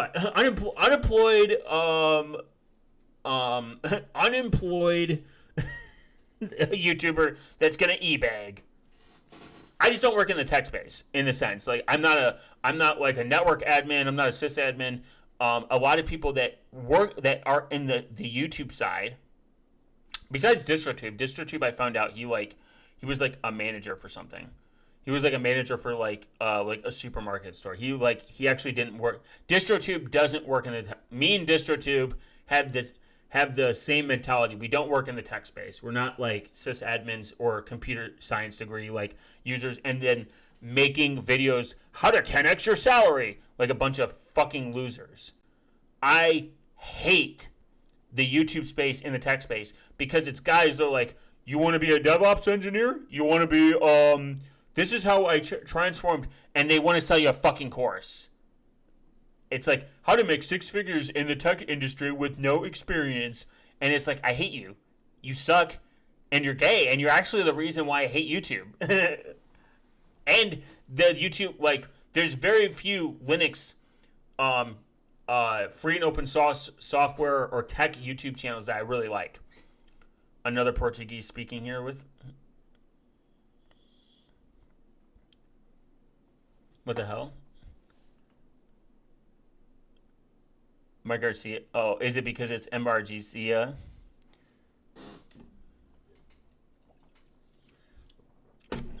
And it's Gracias is in Portuguese. Oh, I didn't see that. Oh, Garcia. I said Gracias. I'm fucking retarded. Imagine Fed Honey is one of the guys who trained Keanu Reeves. That'd be sick. He had, hey guys, cybersecurity solid snake hacker showing you how to get your first job managing GHQC, and you make six figures, you fucking liberal bitch. I'm not a fucking blue collar, white collar fucking loser. You know what I mean? Like, Jesus Christ. I just hate the landscape. I mean, even if you just go on YouTube.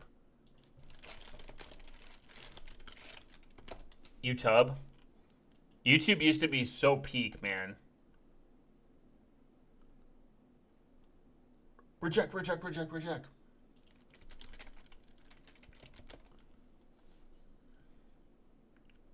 There's a specific...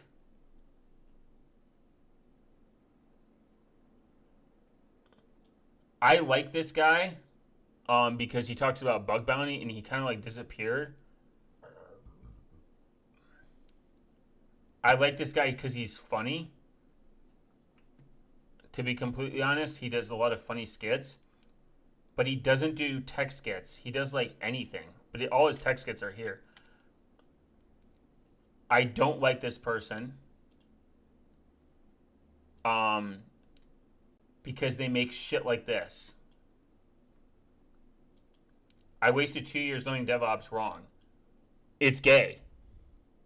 What do you call intern caller, but always intern? Like since the dawn of time. What do you call an intern who's always an intern?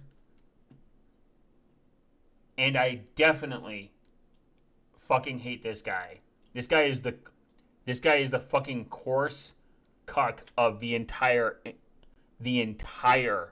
YouTube space. Anytime I see his video, I want to kill myself. This is like Mr. Beast, but worse.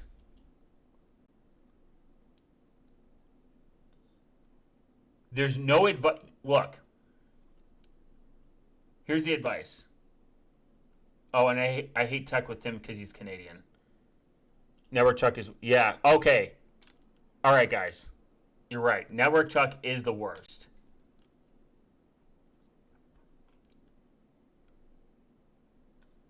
Look. And shit like this, DevOps apps are disappearing. This is so cringe. Get your own personality. If YouTube is hurting you that much, get your own personality. Quit copying people. It's gay.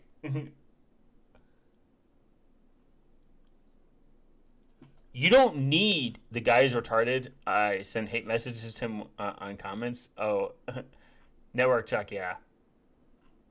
For real. But I don't like this guy even more. I don't know who I hate more. It's not hate.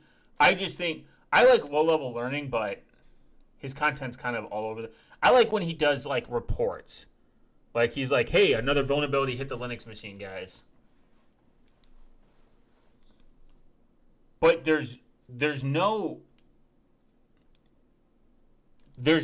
Look, here's the path. This is easy. No course needed. Learn a skill that you like, get the skill, and put it on your resume, and fucking send it. You don't need a course. You don't need mentoring. All you need is a good resume. I'll even lay out the 10. Every fucking loser I listen to in this space is like, get a GitHub, make a public GitHub repo, get these certs, have sex with my mom, because I suck. Stuff like that. It's like, dude, you're not gonna... Network Chuck is a capitalist. The bearded hobo dev is definitely more retarded. His content is just fucking... It's like Mr. Beast. It's just cringe. But I will say this. Here. I saw the most rational take. This is the most rational take. Entry level, cybersecurity is an umbrella term. First off, it's a bunch of bullshit. There's no such thing as a cybersecurity fucking degree. Like, it doesn't exist. Cybersecurity is a huge umbrella term. It's so big that you literally have so many subcultures. Everyone's like, I'm in cybersecurity. Cool. Like, what? That doesn't mean anything. Cybersecurity is an umbrella term. There's red team, there's purple team, there's blue team, there's DevOps, project managers, you could just you could literally just do quality control. You could do quality control for the rest of your life. Help desk, level 123, level hell 123. I like Eric Parker. Yes! Eric Parker, I think, is the guy we're both talking about. Is it? Is it the same guy?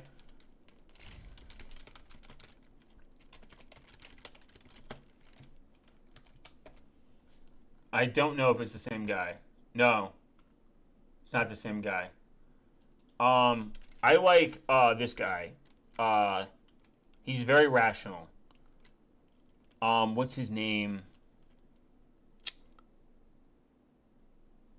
I've never. No, I don't know who this is. If he's cool, I'll have to watch him. I think I came across him.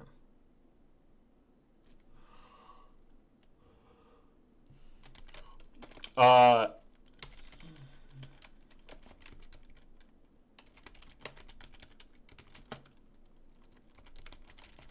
I think he did an interview with his Def Connorworth. I like Professor Messer. He's very chill. Like I just like watching him talk. Marcus Hutchinson is a good. Hutchins is a good video. Yeah, there's good. There's definitely good. Controversially, I think Lauren Wire is a federal. I think she's a federal agent or a plant. Guys go right. Hate from Australia. Hate from Mr. Bugs Rider's okay. Bugs Rider's good. He's the reason I discovered Linux terminal browsers because of him. So Bugs Rider, I like Bugs Rider. He's very underrated. Bugs Rider and Enjoyer, actually. Low Level is very fucking like flashy. I don't like that, but I like listening to his shit's like short. I'm glad we have a Bugs Rider and Enjoyer in here. He's super based.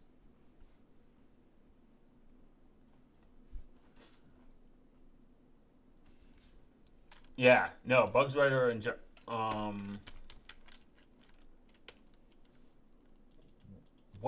I think Lawrence System.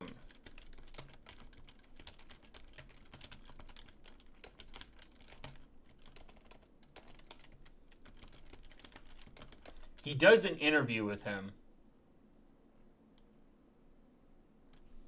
Oh, there's the other guy. I can't remember the fuck his name is. He's his name is Network Owl. He's another fucking copycat. He's like Network Owl is definitely a copycat. I definitely see what I'm saying. Like, why? This is so cringe. It's like you're not even a fucking. You're not even. You're not even a. You're a fucking YouTuber at this point. You're not even doing it because you enjoy this. You're just fucking hiring editors to make you look sexy. It's just so cringe. Can we have our own personality on YouTube again? That's all I need. Anytime the PC channel, I like Matt from the Linux Cast. He is based. Oh, is that the dude? Matt. Yeah, Matt's Linux Cast is okay. I heard the Australian dude, Brody Ranson or whatever. He's like a furry, and he likes some illegal furry stuff, and he likes Lolicon, which is kind of disappointing. Not surprising because he's Australian. Fireship is fucking just a bot. It's just a paid ad. How to not be a normal person. So cringe. Yeah. God, what is it? Oh man, it's gonna suck. I don't think I'll ever. Look how depressing this is. It's like all these fucking videos, thumbnails, names, thumbnail. They all look the fucking same. It's depressing. Who are you competing with? You're competing with all these fucking cringe ass like web shows. And it's like, guys, I don't like Network Chuck. I used to like him, but now he's. I don't like. I've always known that Network Chuck is a religious person. I don't care that he does. I appreciate that he tells people, hey, this is what I do now. I don't care for it. I don't watch a technology channel to hear about their religious views. I think it's really gay and really weird. It's like at the end, people really focus on it, but religious fundamentalists focus on only the religion that they love the most, and because of that, they're always going to comment. It's an I think it's an engagement strategy. I think he's a religious person, but I think it's an engagement strategy. I think he saw the engagement increase and he's just going with it. I'm never gonna find this video. But thumbnails, all the woman is actually good. I'm not saying she's bad. I'm saying the content is the problem. The fact that we're reaching, you have to do arbitrary quick nails. You have to make thumbnails that look super fucking hyperbolic. That's the problem. It's going. You saw that one too where he was in Japan and he was like, God help. Yeah. No, I did not see that. I don't watch Network Chuck. I can't anymore. I literally cannot.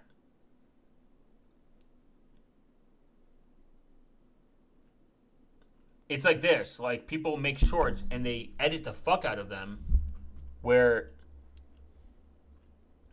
I watched Network Chuck.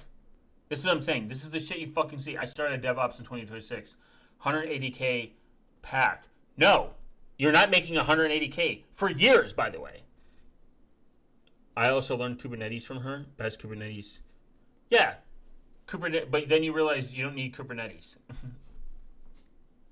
Kubernetes is great. There's someone I learned Kubernetes from a really cool YouTuber, Jason's Garage or something. Whatever. Giant Balls Garage. But it's like all these fucking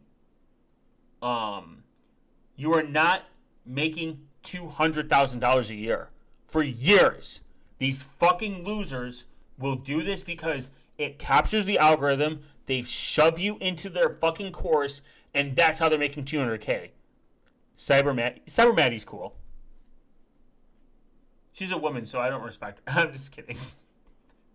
She's a woman, guys, so I don't respect her. And she's not real. She's a federal agent. Cyber Maddie's cool, but like I don't like her presence on YouTube either. Like this. This is cringe. Like, it's literally fucking... Cybersecurity is not entry level. And it's not. I agree. It's not entry level. You're not making fucking you're not making 100K, you're not making 200K, when you go into IT, you're making 40K, maybe 30, maybe depending on your market, depending on what fucking state you're in. There's no path to 200K. You could literally sit in help desk hell your entire life and make cap out like 50 to 60, maybe 70 depending on which level you get to. This is like stats you can look up. This isn't crazy. I've deeply thought about and considered at one point in my life where I was like, oh, I should go into like IT or something. And I'm like, nah, not really. It's a headache. It takes away all the fun. Cyber Maddie is copying Network Chuck. Yeah, 100%. There's no intro to Docker. There's nothing about Docker that you cannot learn from the I get learn the technology, RTFM, watch videos, but there's no secret to fucking Docker. Report Cyber Maddie. There's no secret. And then there's no 5 projects that get you hired. It's all about the market. This is simple. At a certain point, it's about skills and not just, you need a skill. You need a skill. The roadmaps don't fucking work. They don't make sense. And most importantly, you need not only the skill, you need to understand your market. If you live in the middle of fucking nowhere, like Kentucky or whatever, and there's all the shops are offline, it is clickbait, but it's embarrassing because it pushes people into this idea that they don't understand free market economics. It still exists. I mean, even though America, this isn't like a political ideology. If you live in a state, Matra is based. All my homies fuck with Matre. Yeah. If you live in a state like people complain about prices in California, but you would not make that pay in California You would not make that pay in California that you would make in Missouri. You would not make 200, 300 plus grand a year that you would in Missouri. It's that simple. California's prices are high, but you can make as much as you fucking want. Cybermany is hot. I think she is why so much. Yeah, you could say the same thing. Yeah, I mean, I don't think we need 500 people talking about fucking how to set up Docker and how it changed their life. There's nothing like if I wasn't considered a bot. Now this is cool, like Wi-Fi sensing. Wi-Fi sensing is a real thing where they can sense like Wi-Fi can sense who you are. But why does this look like shit you prompt injected? And like I said, all these people make hyperbolic stuff because it gets them the giant YouTube silver button. Yeah, fuck Docker. Wait, I can't. I like LXC containers better than Docker. Okay, I get it. I'm an LXC container enjoyer. I like containers. LXC containers better than like Docker. Actually, I like virtual machines better. Virtual machines are better than Docker, but I mean system resource, I guess. System resource, system resource, system resource.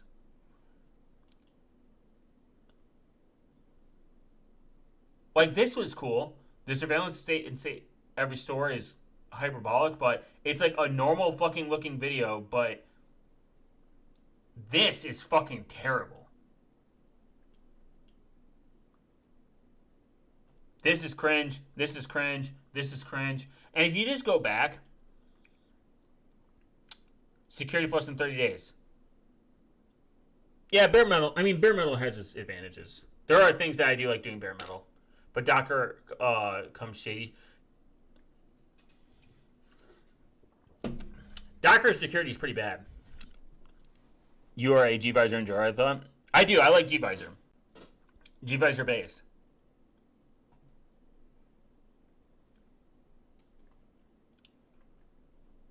Brutally honest while destroying. By the way, this is the most LA shit on the planet. Paying $30 for a cookie. She is cute when she crashes out. I don't know. I've never watched a single video of hers, to be completely honest. I don't plan on to. I don't think that it's important. But spending $30 on a cookie is actually crazy. The Flipper Zero new one that's coming out is pretty cool. Nmap. This is cool. This is based. A tier. I should do a tier search up Dinky. Best way to learn cybersecurity for beginners. Try and hack me. I've heard terrible things. Actually, the best way to learn cybersecurity. I want your opinion on whatever that thing is.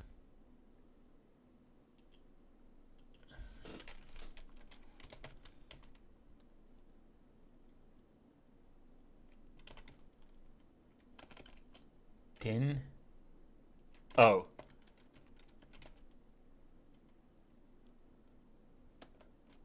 Bro, I've never seen $30 people pay for that cookie. Yeah, they're...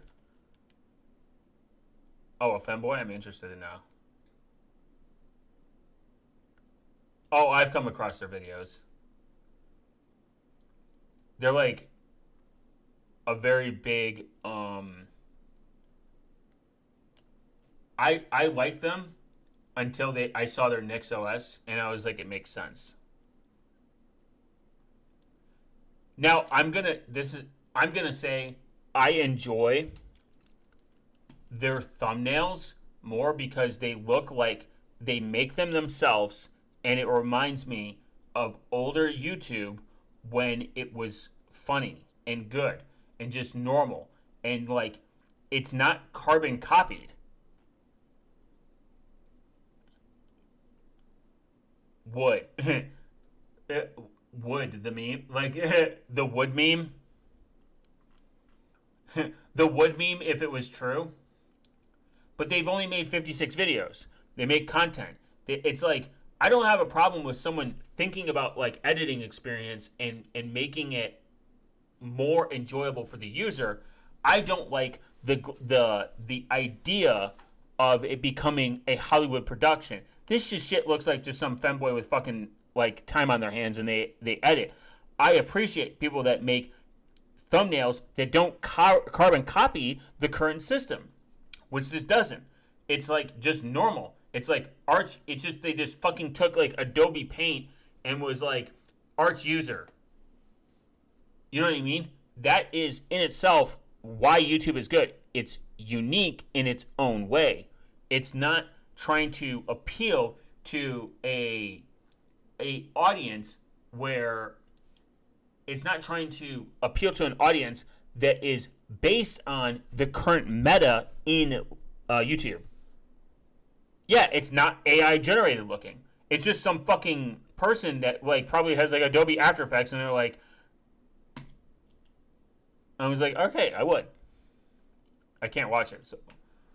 But I've come across their videos and I think they're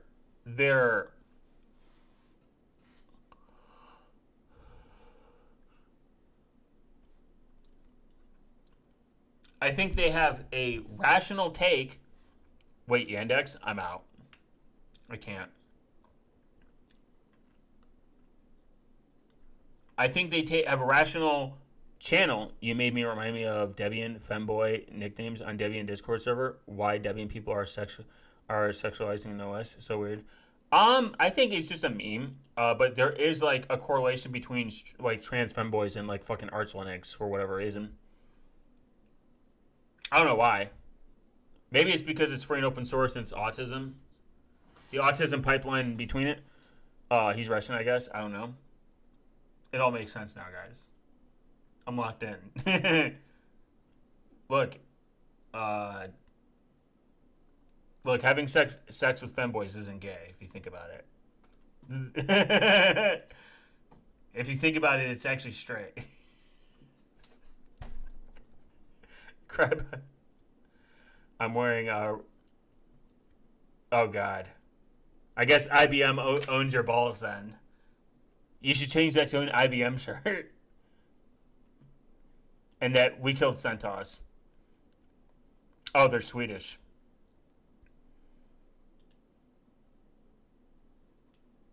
Yeah, I mean, based, I guess. Based? Based because they look more natural and aesthetic. There's I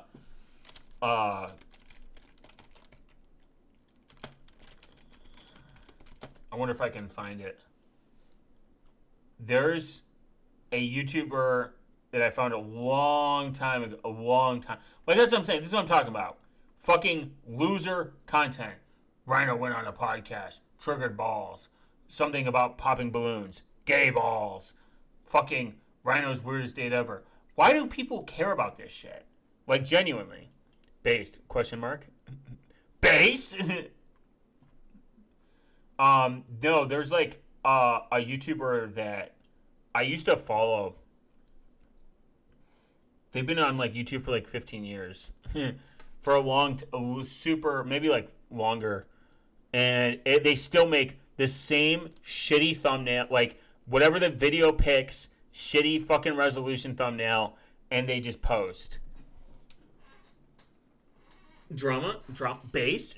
Question mark? Drama? Question mark? Gay? Question mark?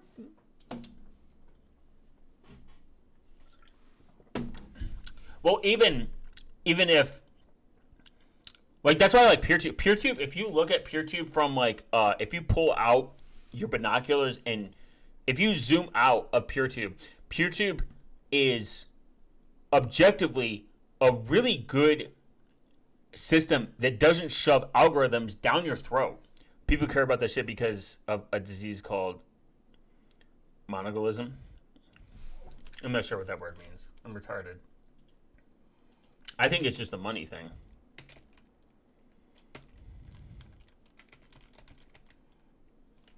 MongoDB is the obsolete medical term for Mongolian ideology. Oh. Down syndrome, gay, and estrogen. Look, if you want to be a homosexual, that's fine. I could care less. What's the correct term to use, though?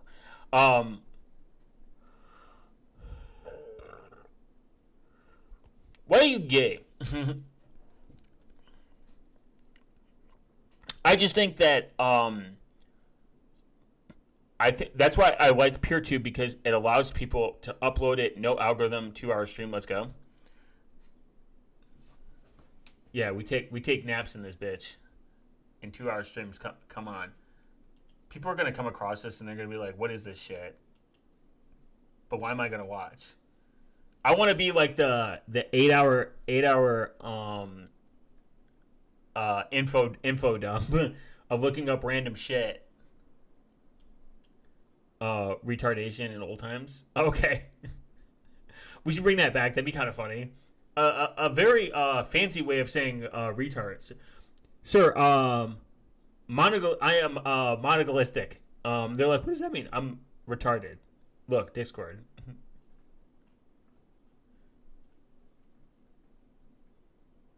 Where? Oh, retardation. I need to consume. I need to get agua, or AKA water.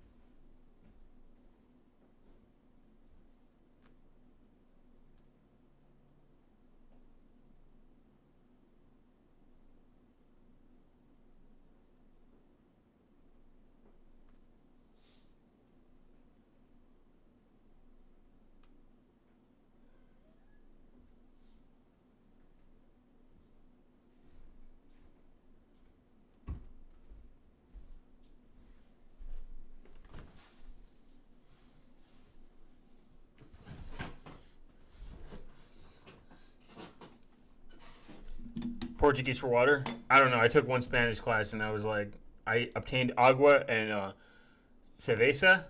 How do you say beer? Whatever the beer equivalence is. I think it's cerveza. Cerveza? Look, I don't know how to speak that fucking Mexican language, brother.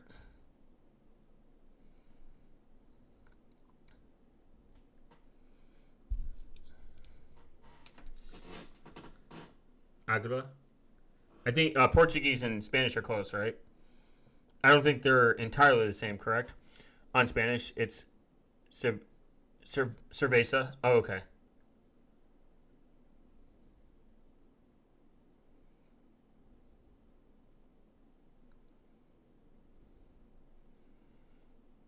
How do you say it in Portuguese, though?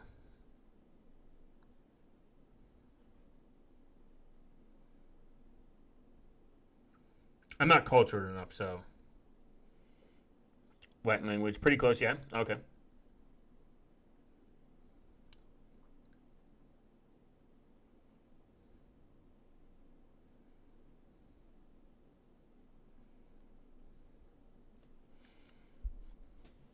Cerveza. I only know bad words in Spanish from watching Narcos. Narcos was fucking peak show. Peak. I tried learning Spanish. I'm not good. I'm too retarded.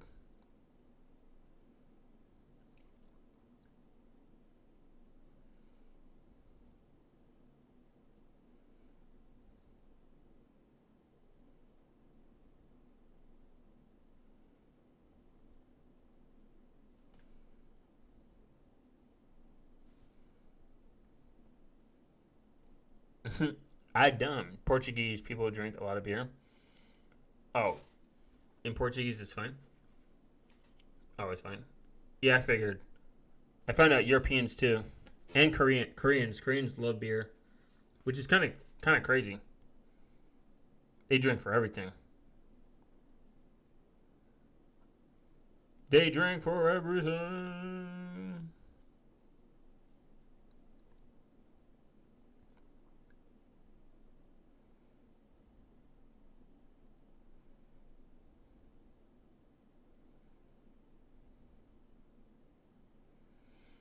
And we're the number country wine drinker per capita in the world? Oh, nice. We have 3 beer names. Wow, really? Not Italy? Or France? I hate France, by the way. I want everyone to remember that. I just fucking hate France. Something about it. Yeah, American likes beer, but we're actually we're at a drinking decline. We're drinking less. Superbach in top 1. Sergey's in top 2.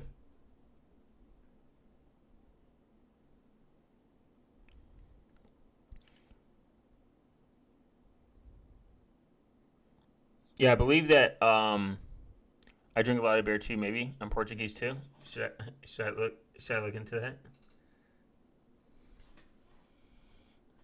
We hate France. But France? Yeah, probably. I actually just don't like something about it, man. Yeah, but like America, yeah, America's on a drinking decline. We're drinking less. We're actually consuming less alcohol.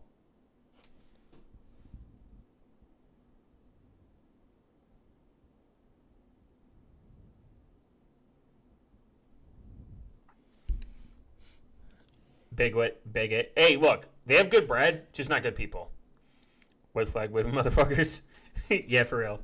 But they like it's kind of funny because like France hates their government. Like they'll fuck their government up over some shit. But the other people's like when they're like, yeah, we'll help you guys in the war. They're like, we're not going to.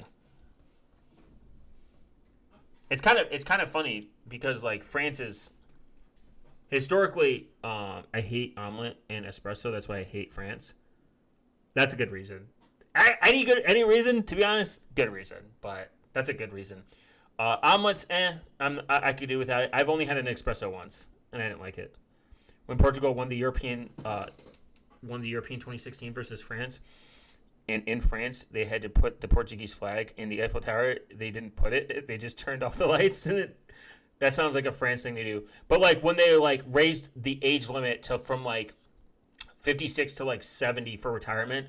56 to like 57 for retirement. They like fucking like burned their shit down. They just went fucking aggro. They're like, "What? I don't want to show my balls anymore to the government. Oui. And then they're like, "We're going to lay." I mean, I will give them this. They avoid like when they riot, they like burn their government buildings down, which is kind of based. You have listed American military base in Portugal, and I would like to go to Portugal at least once. I go to Europe once in a while, and I like it. Europe's cool. If I left Burgerland, I would probably go there. Coffee Espresso is Italian. Same thing. I'm just kidding. It's racist to me. I don't like the Spanish because of this. That's Italian. Same thing. Actually, is espresso really Italian? There's something. So like a lot of GDPR. GDPR is great. GDPR is actually a good thing. I think America needs that. It's not perfect, but it's definitely a better step in the direction. I will say though, a lot of people, I hear French people like to shush people with broken French. I've never experienced that, but I also just don't like France. Like, so I don't talk to people. A funny story is about so people think beans on toast is American. They think it's British. It's actually American. Beans on toast is from Heinz, an American company, and it actually came from America. We think it's all British. They just kept it. They got it. Oh, okay.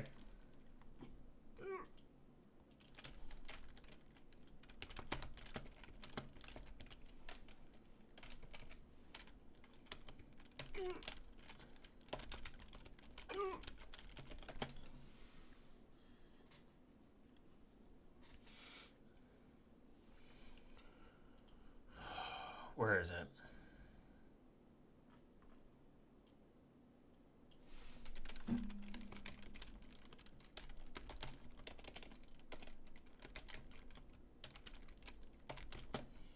It's crazy.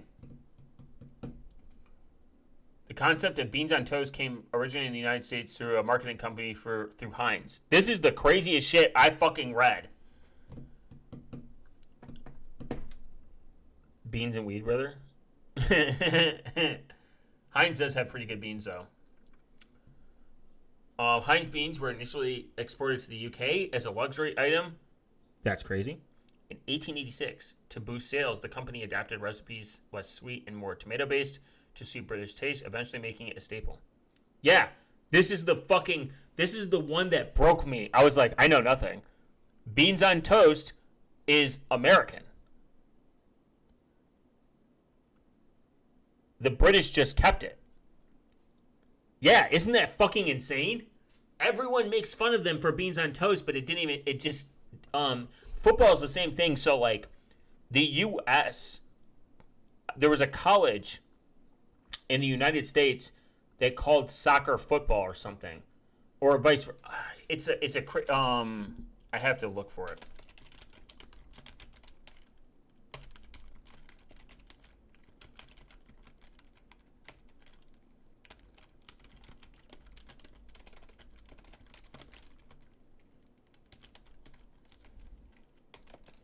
It's crazy, actually.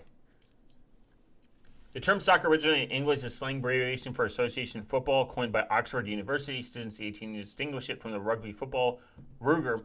While the term fell out common in Britain, it stuck in the United States because American colleges already adopted football to describe it as their own distinct rugby. Yeah, it was like slang or something, and like the U.S. just kept it or something. It's like, because soccer makes more sense to call it football. It's fucking your foot and a ball. Football, American football, makes no fucking sense. There's only one time that the foot fucking touches the ball. Unless you want to be fucking pedant, like, semantical about it and be like, well, they run on their feet and they have ball in hand. Which would be retarded, but, whatever. Yeah, it's kind of crazy. The U.S. government body officially changed its name to the United States Soccer Football Association in 1945. Rugby is Australian. I've met rugby players, and they're crazy. They're insane people.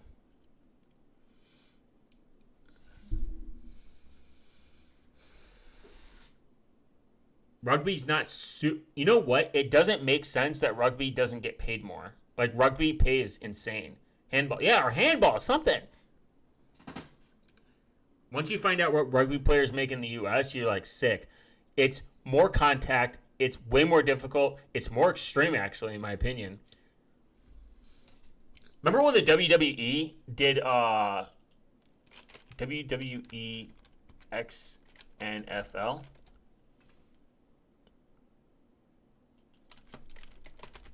Remember when they did the women? The WWE and the NFL had established a historic... They did, like... Oh,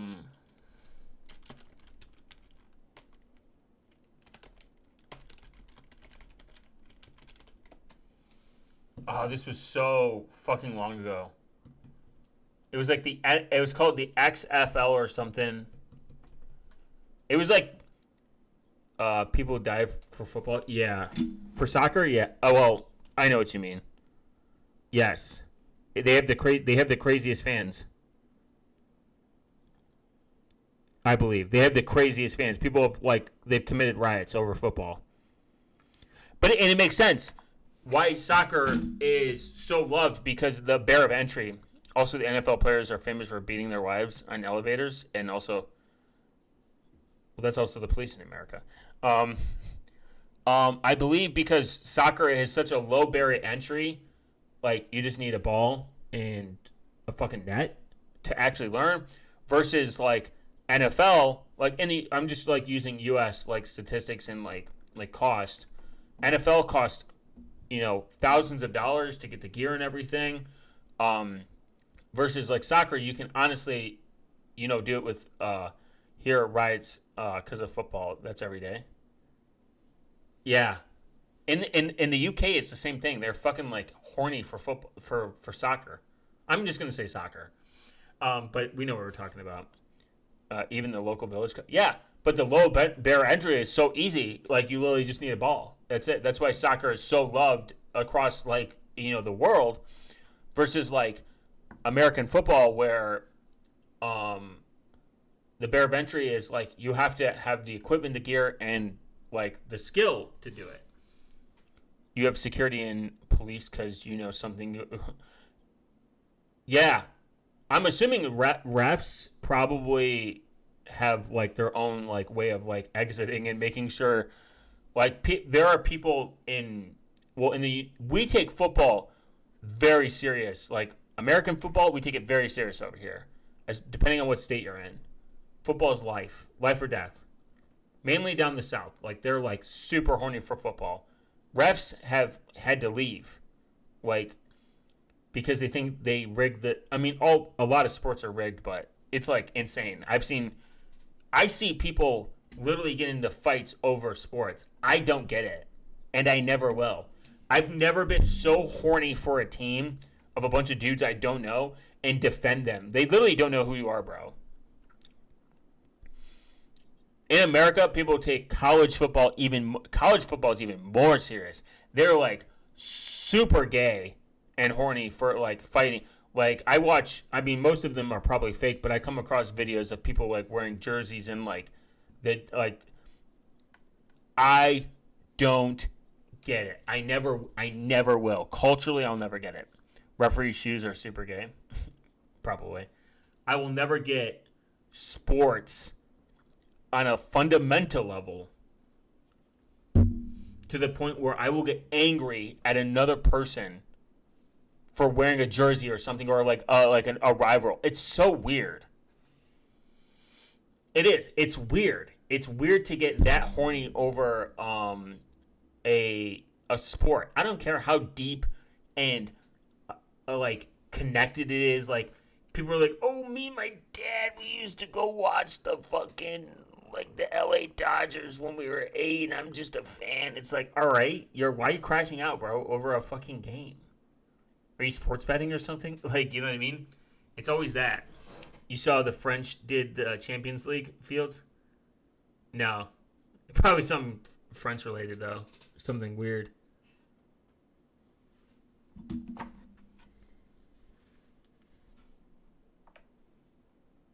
And it's scary. It's like, dude, like, it's not that deep.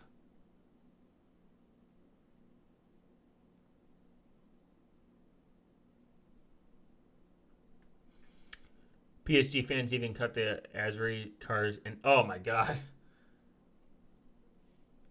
I've always said that, like, certain states that win, like, their ability, like their cup or like their championship of their sport, they like, I believe Philadelphia, like when the Philadelphia Eagles or something. I'm not huge into football. I'm around people that like it. When the Philadelphia Eagles won, they like burned their city to the ground. Jersey beer and Oakley sunglasses is a wife beater starter pack. That's true. That's actually that shows how chronically online code is. But it's so true. It's scary. Overpriced sunglasses. And the beer of choice is always Budweiser. If you beat your wife, you drink Budweiser or Miller. Every time. It's like they just belong together. Sent you on Discord. That's crazy.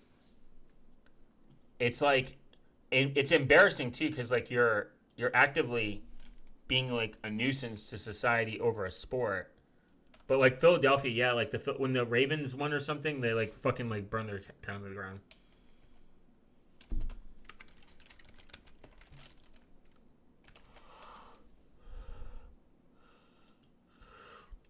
I'm like sport aware to like the ones that are losing. So like I assume like when they win a championship, they're like balls. They're like, oh my god, ball with the ball with the ball with the ball with the ball.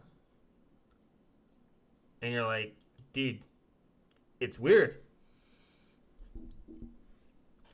There's sports that I like. I like some sports, but not enough to like get butt hurt over like some like I oh, this was it was. This was the show. Is it gonna show me? No. X League. I don't know why that fucking popped up out of nowhere. Even though I had my favorite team. Yeah. I don't care. Yeah, I don't care that much. I just switched to. I have 3 default teams. There's like a sport I watch, and I have 3 default teams that I like. And if one of them loses, like, hey, cool, I could switch to the other guys and see if they do good. And I'll watch MMA. MMA is cool. Like, I like seeing people beat the shit out of each other. That's kind of based.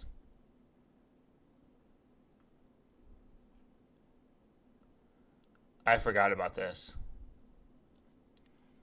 Are these people even still around? Actually, it was like the lingerie football league. MotoGP. American football is not a thing in my country. We like volleyball. Code lives on homosexual island. Confirmed.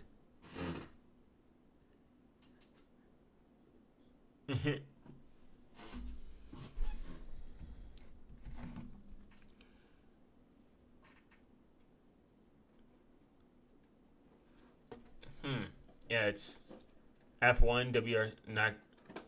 Oh, of course you like F1. You're European. It makes sense. If you're European, you automatically like F1. You're practically British. I don't. We have a lot of volleyball. Here's what the fuck. I don't understand F1. It's just seeing people going like NASCAR makes less sense to me. NASCAR makes less sense to me, and so does F1. But I think it's a European thing, to be honest. Oh, of course. They're like, you play with balls?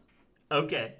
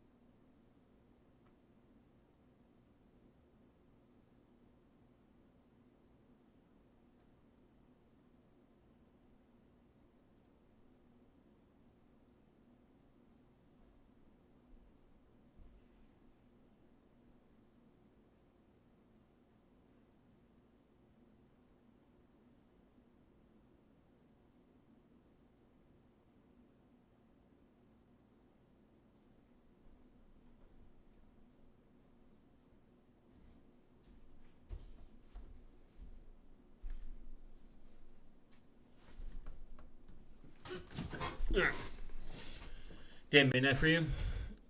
Runs monkeys can. Bro, watching women volleyball is the most hetero sport there actually is. I love seeing rally dudes fix cars with the most random. Yeah, derby's cars are kind of insane. Like people that get like shitter, like beater cars, and they fucking like just make it work.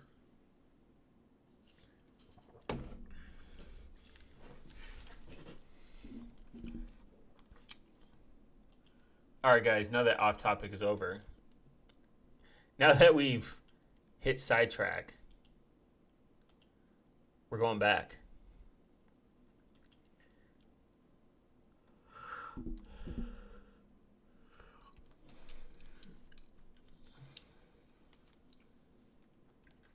We're going back to like what your SSD can do to you. Now that that one question that turned into like an hour and a half rant is gone. We're locked in, guys.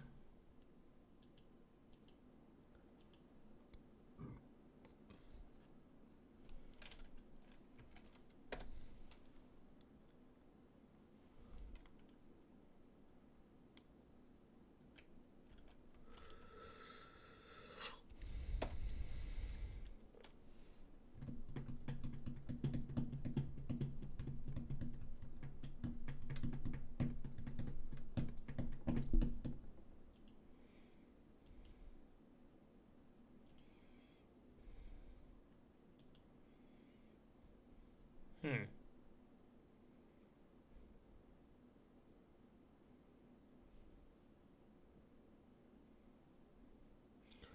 Actually, the worst type of thumbnail I will say is like the ones where like they clearly take a one that they've used before and they just paste it. They get even it's like they get even worse. Um, I need to take my breakfast. Breakfast good to finish the stage. This year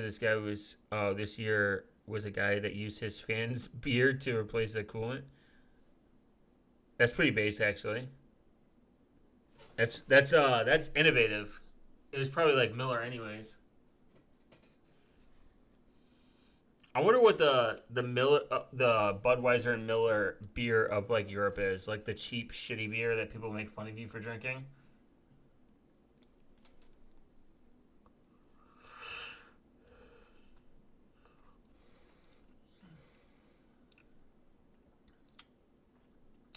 Okay, avoiding user interaction. The file system access API generally requires the user to explicitly share files or directly with the web application, requiring manual confirmation, which may arouse suspicion. Additionally, while users may be tricked into allowing access to files, even if the website poses a file sharing platform, the selected file may not be large enough to achieve reliable eviction from the page cache, preventing the attackers from measuring SSD access time reliability. The new origin private file system, OPFS, provides a isolated sandbox file system for each origin without requiring any user interaction. Files stored in the OPFS persist on the user's file system, allowing us to perform storage access without raising suspicion. OPFS is supported in all major browsers, including Chrome, Firefox, and Safari, making our attack widely applicable. Therefore, we can create a large file in the OPFS without any special permissions and thus do not rely on any user interaction. On Chrome and Safari, OPFS support is very large files up to 60% of disk space, which is more than sufficient to avoid the page cache in most typical systems. Even with a small disk size of 64 gigs, would allow us to create a 38.4 gig OPFS file. Thus, we can fill up the entire system memory of almost all systems except for specialized systems with very little storage and large amount of disk system memories. On Firefox, the OPFS origin, i.e. website, however, an attack is using multiple independent origins can bypass this limit. Each origin has its own OPFS storage, only slightly complicating the attack. Additionally, websites can ask for permission to use persistent storage, also bypassing the OPFS storage limit. Miller of Europe is Corona. Oh, really? Measuring access times. After obtaining a primitive that allows us to perform SSD attacks either via OPFS or per user interaction, we can measure file access times to delete SSD contention. We read from random offsets in the large file to avoid perfetching effects and caching. We continuously measure the disk access latency and send resulting data to the attacker's server, storing it in a trace file. And then measurement process, we do not require significant process at constant intervals, likely caused by the scheduling interface. To prevent these spikes from interacting adversarially with the further analysis, we filter the spikes by replacing every measure with a greater than 1 millisecond with the average of the 100 surrounding values. On average, this process removes about 31.88 samples from each trace of 1% of data points. We find that this post-processing step significantly improves the reliability of future data analysis. Cool. They're just getting smarter. Increasing measurement resolution. To avoid timing side channel attacks between unrelated origin, browser limits the time resolution based on the cross origin policy of the website.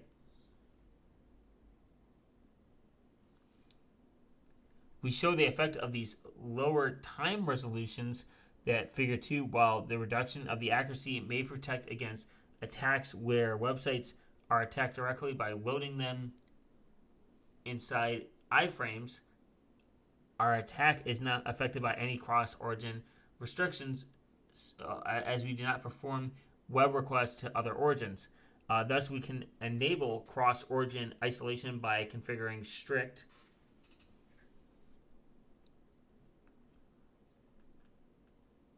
let's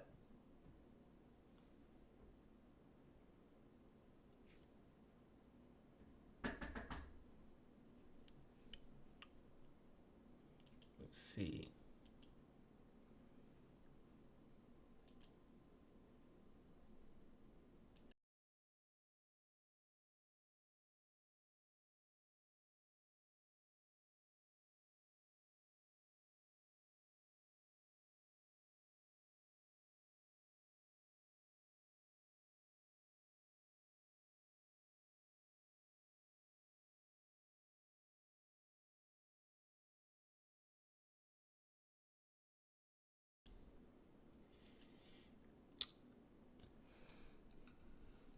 Cross isolation by strict H. Wessel et al.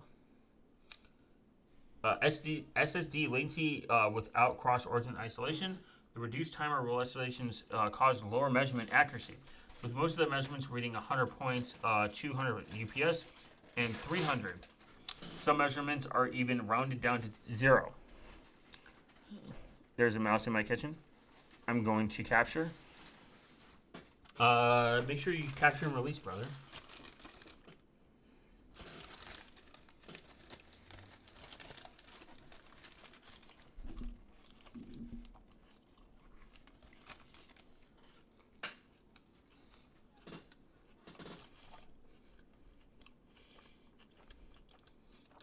A mouse that cooks.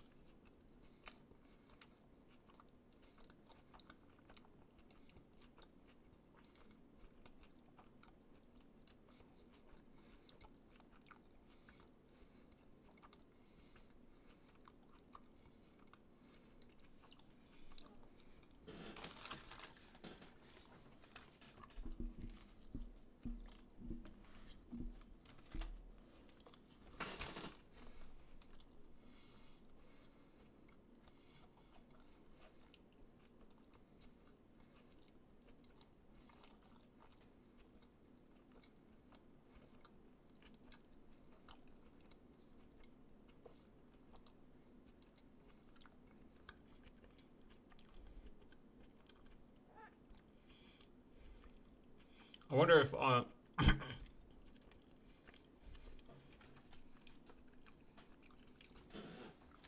wonder if Ratatouille uses Linux or like a computer at all.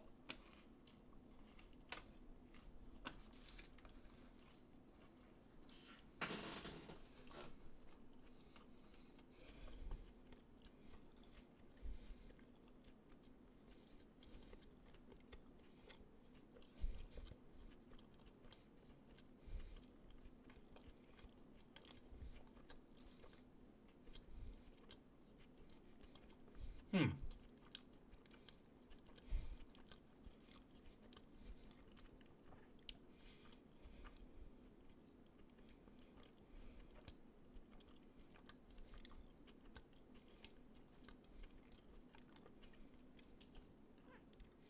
I think I saw the new Vertasium.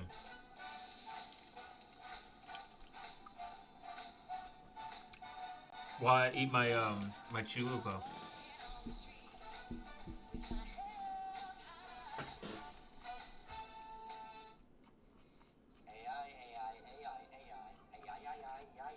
This is how all CEOs actually sound right now.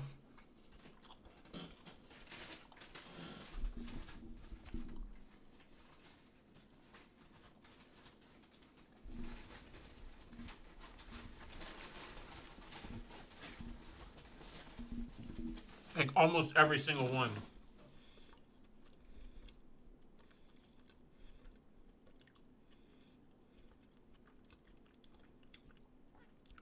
Fuck on Marchie. Isn't that great? Blow! We help cut through the AI noise so you can solve the business problems that matter most. Oh, Marchie, blow! Solutions from PwC. Say you want to drive from New York to San Francisco. How could you calculate the absolute shortest path? There are over 64 million intersections in the North American road system, so a simplified estimate gives around 10 to the 220 possible routes. Even if you could check a billion routes per second, testing all of them would still take over 10 to the 200 years. And this isn't just a problem for navigation software. Any independent system like a robot or video game character that needs to navigate a maze or obstacle course faces this same problem. And yet, Google or Apple Maps will find you the route in. Open Maps. Google Maps uses open source maps. This is why their shit. People complain about how inaccurate it is. This is one of the reasons. OpenStreetMaps is kind of not as accurate, but it's severely underfunded. It should be. People should donate to OpenStreetMaps. It's super based. I love it. Only 4 seconds. So how is that possible? Well, we teamed up with the channel 2Swap to create incredible simulations and animations to show you step by step how these algorithms work. They trace their origins back to a shopping trip in Amsterdam in 1956. Extra Dijkstra needed a problem. He was working on software for Armac, an early computer developed at the Mathematical Center in the Netherlands, and he was almost ready to debut. But at the time, the general public considered computers to be practically useless. So useless, in fact, that Quick question, guys. When do you think the first form of GPS was made? You will be shocked. I'll give you all 1 minute to think about it. The first GPS is crazy where it first came from.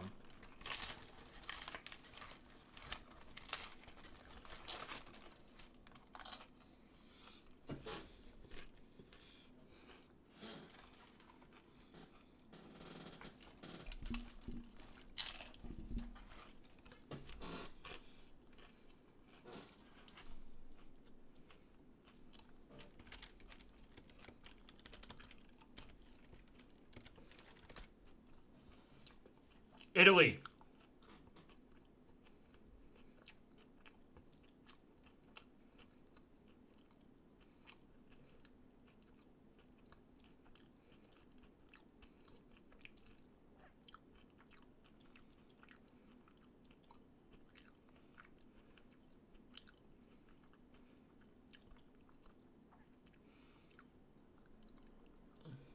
First GPS started the start of Unite Sky. But isn't this crazy? In 1973.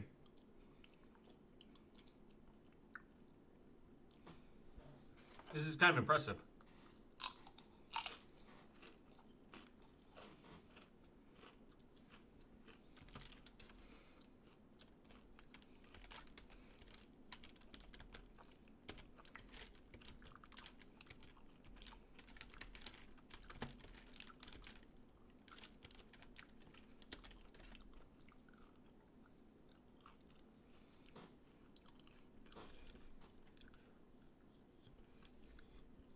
My bad.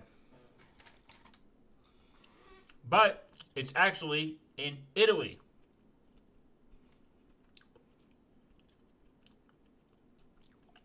There's analog.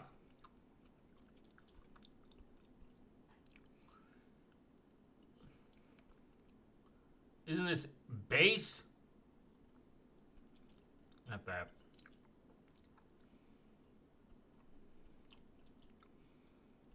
Look how awesome this is. God damn, man. They make it really difficult to be on the internet.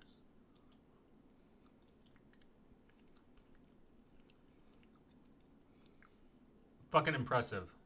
1930. Extra ran into issues filing his marriage license. Got to America profession. Fun fact, you can actually use Google Maps offline.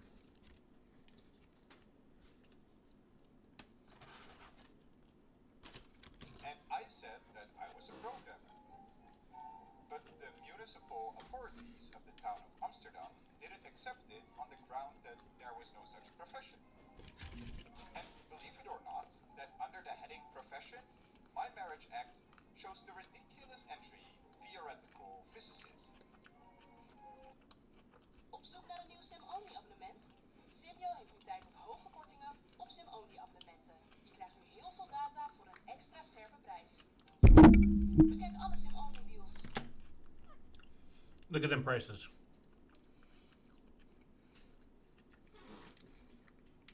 Based, actually.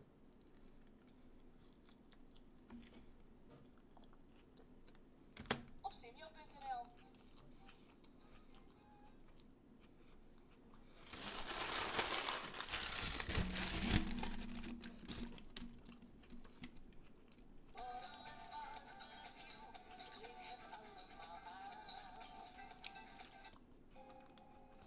And so, Dykstra was looking for I thought it was in Brave for a second, motherfucker. How powerful our Mac was, even to the layperson.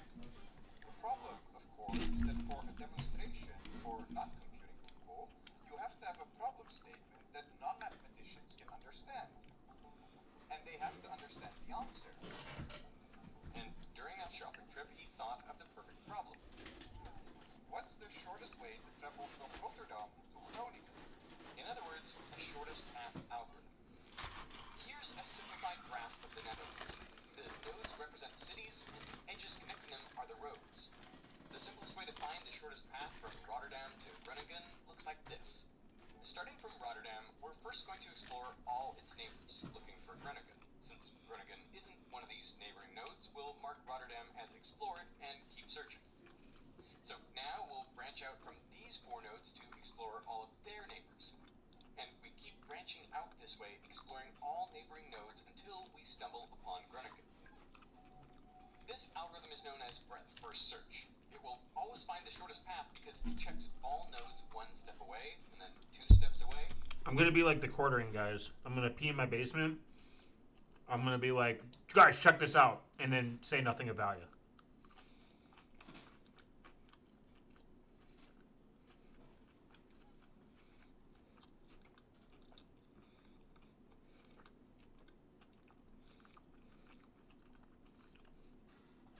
I like to learn about tech that was like ahead of its time. And so on. So if there were a path from Rotterdam to Groningen in 4 steps, we would have found it on the 4th iteration. But we didn't. So the shortest path must be 5 steps. But there's a problem with this approach. I mean, the algorithm considers all these roads to be the same length, which is obviously not true. So let's add weights to represent distances between these nodes. Now, I even like to think about the 6 degrees of separation, like our connection between each other. the shortest path is much harder to figure out. So Dijkstra needed a better method. One morning, I was shopping in Amsterdam with my young fiancé, and tired, we sat on a That's kind of a weird way to put it. My young fiance. It's a bit strange.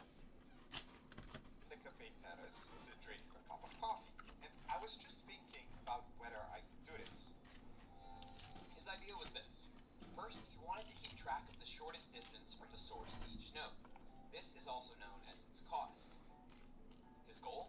Well, if he could find the shortest path from the source to one node, then he could build up other shortest paths starting from this new node, and then the next, and on and on. Now, the cost of the starting node was 0, but since he hadn't actually explored the rest of the graph yet, he set all the other nodes to a cost of infinity. Then, just like breadth first search, Dijkstra started from the source and explored each of its neighboring nodes. At every step he'd ask, is the current path to this node the shortest we've seen so far? For example, this edge only has a weight of 1, while the node's current cost is infinity. So this path is the shortest yet to that node. So Dijkstra updated its cost to 1. But I'm wondering if like the shortest path doesn't matter. Like, yeah, cool, it's the shortest path, but it's not the most efficient. The shortest doesn't always mean it's the most efficient path. You can take a lot of short. I'm assuming you could take a lot of short paths, and it could end up costing you longer versus like one long path and like 3 short paths. It is kind of insane how Google Maps works. Like if you think about it, like they're like, hey, here my like if you want to go to, you know, giantballhooker.com, like you storefront, you'll find it. Likewise, these nodes were updated to 3, 2, and 4. After checking all of Rotterdam's neighboring nodes, Dijkstra marked it as explored. Then, since this node had the lowest cost out of all the unexplored nodes, Dijkstra explored it next. Like before, he checked each of its edges to reduce the neighbor's costs. Dijkstra could update this neighbor from infinity down to 6, total path length of 5 plus 1. But he couldn't update this one. The current path has a cost of 5, but the node's cost was 3. That meant there was already a shorter path, this one directly from the source. So there was no need to update the cost. The next node to explore is this one with a cost of 2, which would update its neighbor to 5. Then this one with a cost of 3 would update its neighbors, and so on. Sometimes, Dijkstra had to update a node's cost a few times. For example, he first reached this node through this path at weights 4 and then 3 for a total cost of 7. But later, he found this path with cost 6, so he updated the node's cost again. The first time Dijkstra reached Groningen, it had a cost of 19, but it didn't have the lowest cost out of all the unexplored nodes. There was still this node with a cost of 16, which could be hiding a shorter path to our goal. So he continued exploring nodes and cost. I'm assuming, yeah, even with 14 to 16 would be 17. Like, you know, because it's an extra stop. It's an extra step, so possibly it could be the shortest path. He found this path with cost 18. Now, out of all the unexplored nodes, Groningen had the next lowest cost. So Dijkstra was confident that he'd found the shortest path. Here's why. If the lowest cost among the unexplored nodes is 18, then Dijkstra must have explored all the paths with cost 16, 14, 13, every path less than 18. And none of those paths reached Groningen. So that's why he went for a search, choosing every step away from the source. By exploring from lowest to highest cost, Dijkstra's algorithm guaranteed the shortest path to any target.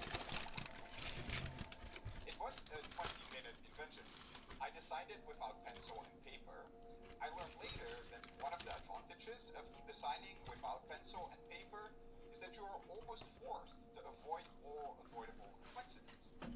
During Armac's official inauguration in 1956, Dijkstra asked the audience members for 2 towns on a simplified map of the Netherlands. Armac then printed the shortest route town by town. It ran perfectly. The computer was such a success that the center immediately started the next generation. And as for his algorithm, well, it just sat in his papers for years.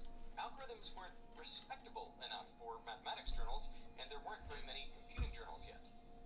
But in 1959, he published his work in Numerische Mathematik, or Numerical Mathematics, a brand new German journal that needed some help getting established. And that was the beginning. Eventually, that algorithm became, to my great amazement, one of the cornerstones of my fame.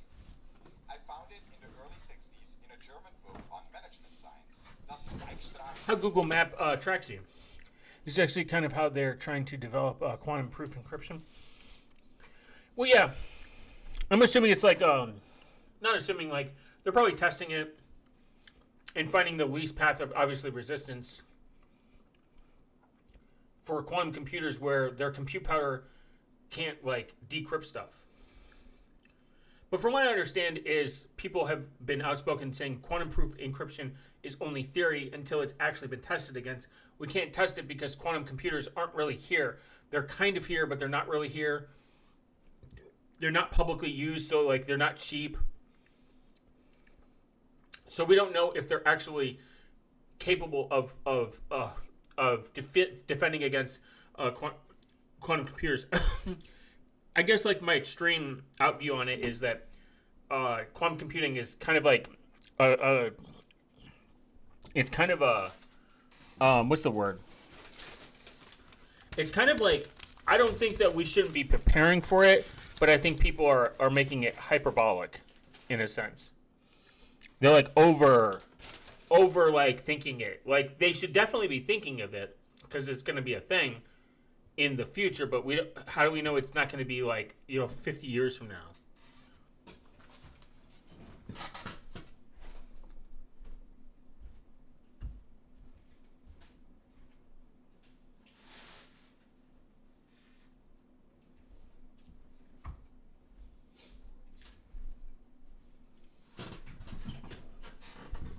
Yeah, it is kind of boogeyman-ish. But what isn't the boogeyman is the stream ending and all of your thoughts and ideas. Yeah, sensationalized, definitely. But what also is sensationalized is seeing you guys in the next video. Remember, comment below your favorite obscure tech that doesn't exist anymore that you like to use, whether it be VHS, MP3, or porn magazines. People probably still collect those. Those are probably still a collector's item. Pokemon, you could say. And don't forget that I have to go to Mars to build a biodome with Matt Damon, guys. I will see you guys in the next video. Thank you for all the comments. I appreciate every single one of you so that YouTube knows I'm a real person. I appreciate you. I'll see you guys in the next video. Later.